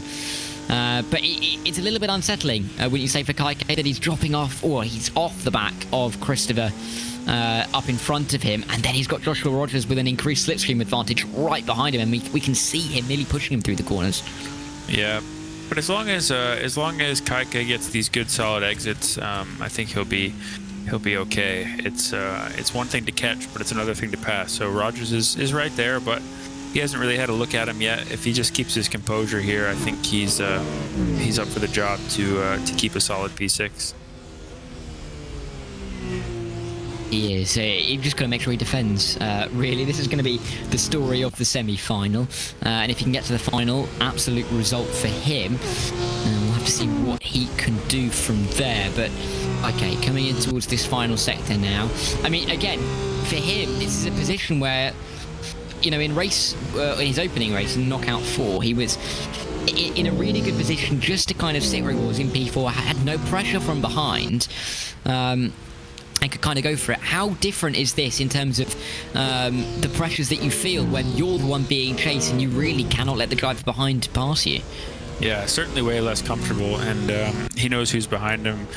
Josh Rogers is one of the strongest drivers in sim racing in general, but so far Caique doing a great job, you know, running a strong pace himself. So I think he's confident based on his pace earlier today, and yeah, he'll be feeling the pressure, but he knows what to do. He's got plenty of experience and plenty of pace. Yeah, he will, I'm sure, be calm and collected under there, but you can see everyone's slightly stressed. It's difficult, isn't it? Because Joshua Rogers is right there. He really couldn't be much closer at all. And he is doing his absolute best to get in the wing mirrors, try and put off Caique and force that overtake, as we've been talking about all the way through the evening. Oh, maybe a bit of contact as well down in towards this tighter left-right part of the track. But Joshua Rogers, he definitely has some pace in that car because he is really, really harassing Caique for P6 now. And he's able to follow closer than I think we've seen other cars in the past. Maybe just the way the Porsche works versus the BMW, different strengths in different parts of the circuit. You would expect the BMW probably to be a bit better in the high speed, you know, final few corners, but the Porsche seems strong on the brakes and in the low speed. So we'll see how that transpires. I'm sure they're both learning from that, and Caique is going to know where he's stronger and where he's potentially vulnerable. So he'll cover that off and try to potentially build a bit of a gap here behind as he learns where the strengths of his car are. He's really bringing it close to these walls, isn't he? A couple of little flirts with the barrier, but he's looking pretty comfortable for now. Going a little bit on Rogers this time. I say that, you can just see how close he is as they run through 5 and through 6. But you're right, I think it's just a case of not being flustered, isn't it? Because we've seen that you cannot overtake here. It is nigh on impossible to make the move. If you can just stay calm and collected, not get too worried, not get too concerned about what the driver behind is doing, you're really going to be untouchable, aren't you? Yeah, absolutely. And we're seeing, in that last final bit of the lap there, Caique gives himself enough breathing room to probably be safe into turn 1, and I think that's the key. In the middle of the lap, there's no real place to go, so even if Rogers is a little bit stronger there, he's not really going to have an opportunity to go by, at least that I've seen just yet. So as long as Caique keeps up a strong third sector, he's going to be okay here. Yeah, and we hope that he can, although look at that, Rogers looking for the moves. He's just trying to put his nose where it is not welcome if you're Caique Oliveira, but be careful because I'm sure Joshua Rogers will throw something. I mean, he is close enough, isn't he, to really have at least ascend to the point where I'm kind of surprised that he hasn't at least attempted a move yet. But I think that's definitely something that you're going to have to be thinking about if you're Caique, because Joshua Rogers is in a position where he could go for this. You know, he's kind of holding back at this point, isn't he? So you might be safe for a couple of laps, but you can't be lulled into a false sense of security that he won't be sending it at all for the end of the race. Yeah, I think it's two things. One, Rogers doesn't want to show his hand. If he tries to pull off a move and doesn't get it done, then Caique is going to know that's where he's looking to do it. And there's still a little bit of time to go where he doesn't want to be too aggressive. As he goes down the inside, hopefully leaves space at the exit, and Caique still holds on. But yeah, Rogers looking for the over-under. Caique gets a nice exit. Should be okay here into the next corner. Good exit there. and all this fighting is not just bringing in Joshua Rogers and Thibaut just in behind, but it's allowing Christopher in front in P5 to get away a touch. So Joshua Rogers, it's not worked out for him that time around. So thankfully, Caique hanging onto his position, but he's not going away. Oh no! No. Oh no! Super unfortunate. And I know this is a team stream, but I think it's fair to say I think we know what happened there. Yeah, unfortunately, yes. Bit of a misjudgment to say the least, but super unfortunate. Caique is recovered, but let's hope some more unfortunate circumstances like that happen ahead and he can make up a few spots. But was doing an amazing job to that point, no fault of his own, just got taken out, unfortunately. It's so unfortunate, isn't it? I mean, it's just so disappointing for him because he was driving a fantastic race, defending so well, and to get shoved back down to P10, I mean, it's heart-wrenching, really. I mean, he was such a good launch, P11 up to P6, and now he's back down to P10. But I mean, Robbie, I'm sure you may have been taken out once or twice in your time. How do you react in this situation? How should you kind of compose yourself and get back into the mindset of getting forward again? Yeah, the reality is there's nothing that Caique would have really done differently, as he's really catching these three up again. So still all to play for, as drivers will be ultra aggressive to try to just make their way forward. So I'm sure Caique is hugely disappointed. He did everything right there to try to defend his position well. It's just out of his control, really. You can't control how other drivers drive the car, so he'll be disappointed, but you can see he's right up the back of this next group, so he's not giving up yet. Yeah, I mean, he's right up on the back. I mean, he's approached these guys at a absolutely rapid rate of knots. Caique is in the mix again for at least a P7. These three cars are nose to tail, and who knows if P6 man, if there's any kind of skewed inquiry, Thibaut, then Caique may be able to have a bit of a shot. He's going to have to get through these three guys. I think, to be fair, if it was reported and the stewards looked at it, I think it's a pretty open and shut door, or case, sorry. But to make that worthwhile, Caique's going to have to overtake all three of these guys. Yep, and Collins is fighting quite hard with Casabon, and I think that could be the key here for just an opportunity to get a good run onto a straight. And Caique's been strong on the brakes. He's been placing his car well, so he's got all the knowledge of these past few races to know how the track ebbs and flows, which is important when you get all these kind of switchback type transition corners, to know where to place yourself. But again, super strong in the last sector for him. He's right on him now. Yeah, he is looking keen for some moves, I think it's fair to say, to put it lightly. I think he is looking to try and rectify his position in this race, which he feels like was, probably rightly feels that was unfairly taken away from him from what we've seen. But we've only got another 3 laps of this race. He's really going to have to get his foot down and really, I think, have to hope that a couple of the other drivers in front of him kind of come together as they're fighting, because very difficult to pick off 3 cars in 3 laps at this circuit. Yeah, absolutely. It's going to be... if and when it happens, it'll be a dive from somebody ahead that will create an opportunity for him to sneak through. And hopefully it involves these 3 cars. Caique really putting the pressure on the Audi ahead, but hopefully that doesn't let the other 2 get away. We need those 3 to kind of be fighting close together to be able to have an opportunity. Absolutely. So, I mean, there's going to be 2 more laps at the end of this one, and they are close, aren't they? There's 1, 2, 3 nose to tail in front of Caique, so a couple of spots are up for grabs here, if anything can be done. But we've just seen, haven't we? This is the 6th race we've seen 78 or nearly 78, so 76 now laps completed of this circuit, and it's just been so difficult to overtake. It's been so difficult to find a way through. And Caique, he's looking, but you really don't want to send a move that's not going to come off well for you, especially in the position that you're in now. You can't afford to, fall any further back, lose any more time. But at the same time, you've got to be thinking that, P6 is the cut-off. It's difficult, isn't it? Because in one mind, you want to get forward, you want to rectify the position you're in, but on the other hand, you don't really want to lose what you've already got. Yeah, absolutely. It's been a great performance to this point. Again, like, that's racing in a way.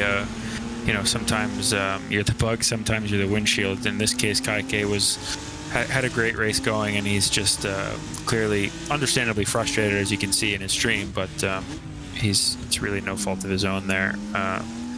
He's just now got to keep his head down and try to maximize his position. That's all there is to it. And one more lap to go. P10 looks like it is likely to be his, but he'll be disappointed that it wasn't anymore. You can see it's kind of a face of resignation, really, isn't it? Because nothing that he could really have done in that situation, apart from, not being where he was, but that's easier said than done.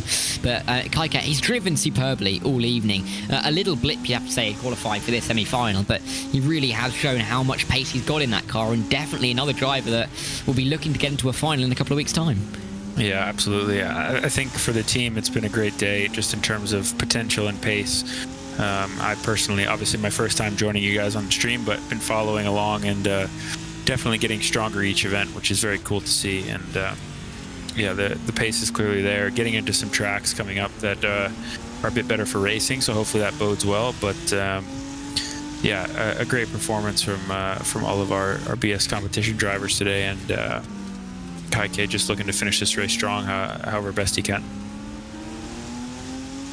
Yeah, disappointing, I think, is the word of the race for Caique Oliveira. Even though he started P11 at the start, if you said to him, you'll get P10, he'll think, couldn't really move anywhere. But I think in the end, he'll be disappointed with that because of course, the circumstances with that occurring, being spun around down at turn 5 and turn 6, and dropping down into P10. But Caique, sadly for him, he won't be in the final for BS competition, which means that the BS competition evening ends here. But it's been a very good run. So nearly did we have two drivers in the final, actually, with Ferris 7th in the first semi-final, and of course we had Caique just missing out in terms of, he was in 6th, wasn't he? But he wasn't quite able to get to the end through no fault of his own. But Robbie, overall, it's been a relatively successful evening, even though the points haven't necessarily been there. We've seen a lot of good pace, and definitely something to bring forward into a couple of weeks' time. Yeah, absolutely. I think in the case of the semis, just a little bit unlucky there in both scenarios, especially for Caique, who off of a quali he probably wasn't happy with, had a great start, was in a position to transfer into the final, and then just got wiped out, which is super unfortunate. An unfortunate part of racing, but I think, as you say, a great performance and great pace from our BS competition cars today, and hopefully that bodes well for the next round in a couple of weeks. Yeah, hopefully so. I have no doubt that it will. As BS competition, we're looking to move forward once again. Consolidating P8 very nicely in the championship over the course of the evening. Looking to move forward with the likes of Mouse in P7 as well. So, definitely opportunities there, definitely chances for the team to move forward in a couple of weeks' time when we head ourselves across to, I believe, the Hockenheimring, which we will see in the not too distant future. No, sorry, not the Hockenheimring. That's right. I'm getting ahead of myself again. That's in a month's time. It's Monza in 2 weeks' time that will be going to for round 3. Hockenheimring is round 4. Road Atlanta, road 5. Spa-Francorchamps, round 6. But lots of different circuits, lots of fantastic racing to come. And Robbie, I have to say, it's been a pleasure to have you up here in the booth. We'll hope to speak to Caique soon. But any particular highlight, any bits that you were particularly surprised about today? I think a highlight has to be when Robbie Stapleford had that great launch off the line. Yeah, well, first of all, thanks for having me. It's been a lot of good fun watching some great racing, and a couple of takeaways. It's obviously a hugely competitive environment and series, and I think our boys were up for the job today. And I think a good highlight is just great pace overall. Obviously, the one lap quali format, you really have to nail it. Whether you do or don't kind of determines, almost set your fate for the race in this track. But a couple of great first laps propelled us to advance into the semis, and unfortunate to not make the final. Certainly could have easily made the final with both cars there. A great job from all drivers.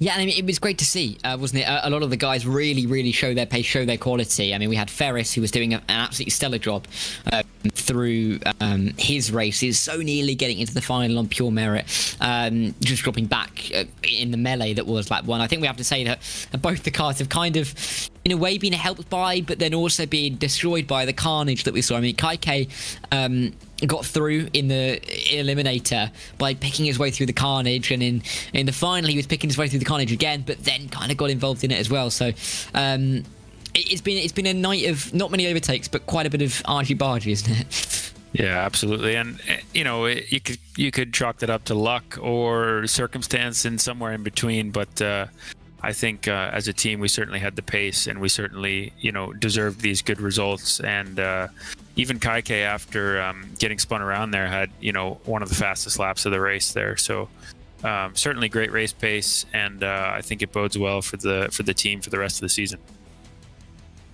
Yeah, lots to work to going in towards Monza, which is of course got a week's time. And let's talk about Monza briefly, because it couldn't really be much more different, could it, than this circuit. Of course, Monza, long straights, heavy braking zones. It's very much its own circuit. And again, where we didn't see too much overtaking here this evening, we might see more of it next time out, and that might allow a couple of these drivers to maybe use some of that race pace that we've seen to progress them into a couple more rounds. Yeah, absolutely. Monza, a classic, European style track, long straights, sweeping corners, but equally big brake zones into slow corners with some chicanes and hairpins. So pretty much gives you everything in one lap. And there we'll see probably different cars behave differently, get some slipstreams, different opportunities to overtake, a little bit more of a chess match in the racing, where it seemed like here you try to bully your way through the first lap as much as you can, and then the grid is set from there. So yeah, certainly looking forward to Monza ahead. I think it'll be a good track for our BS competition BMWs.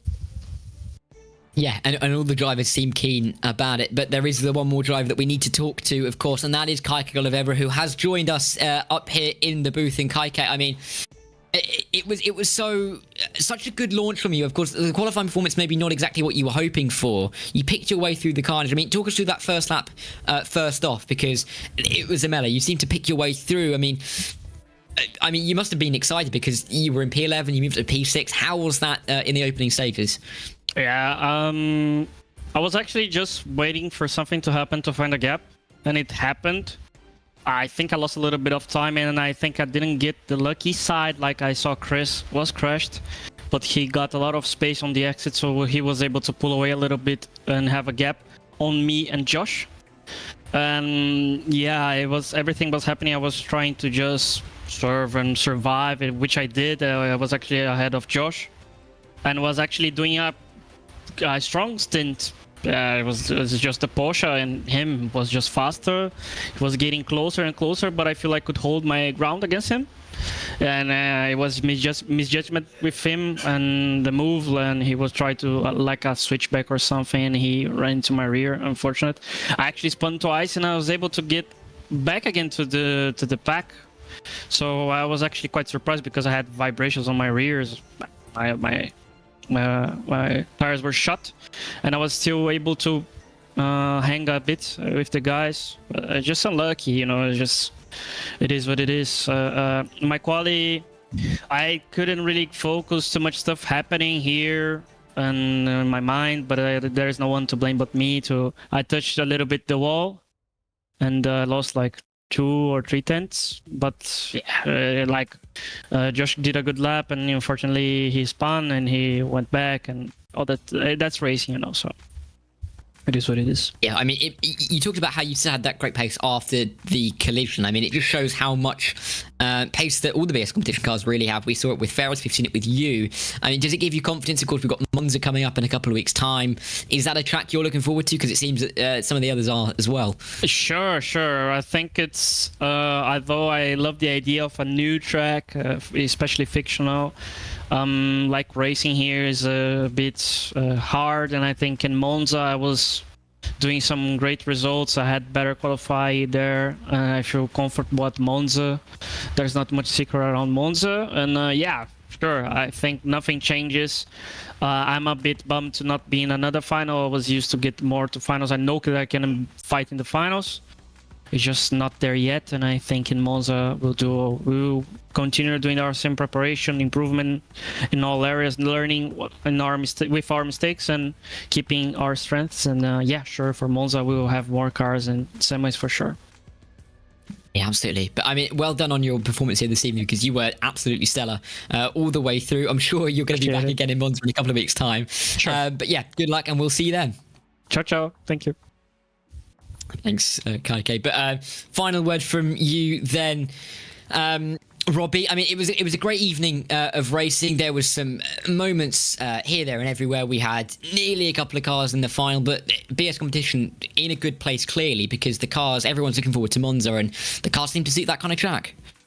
Yeah, absolutely. I think Caique summed it up quite well. Just circumstance, and that's racing. Like, he was a bit unlucky in terms of, just getting wiped out, really, and nothing he could have done different. Obviously, qualifying didn't go his way, but then he made a great start, and from there, it's not always in your control, but I think it's just key to maximize the things that are in your control, and I think the team's been doing a great job pushing each other forward, and the pace has been really, really good. So I'm excited for Monza.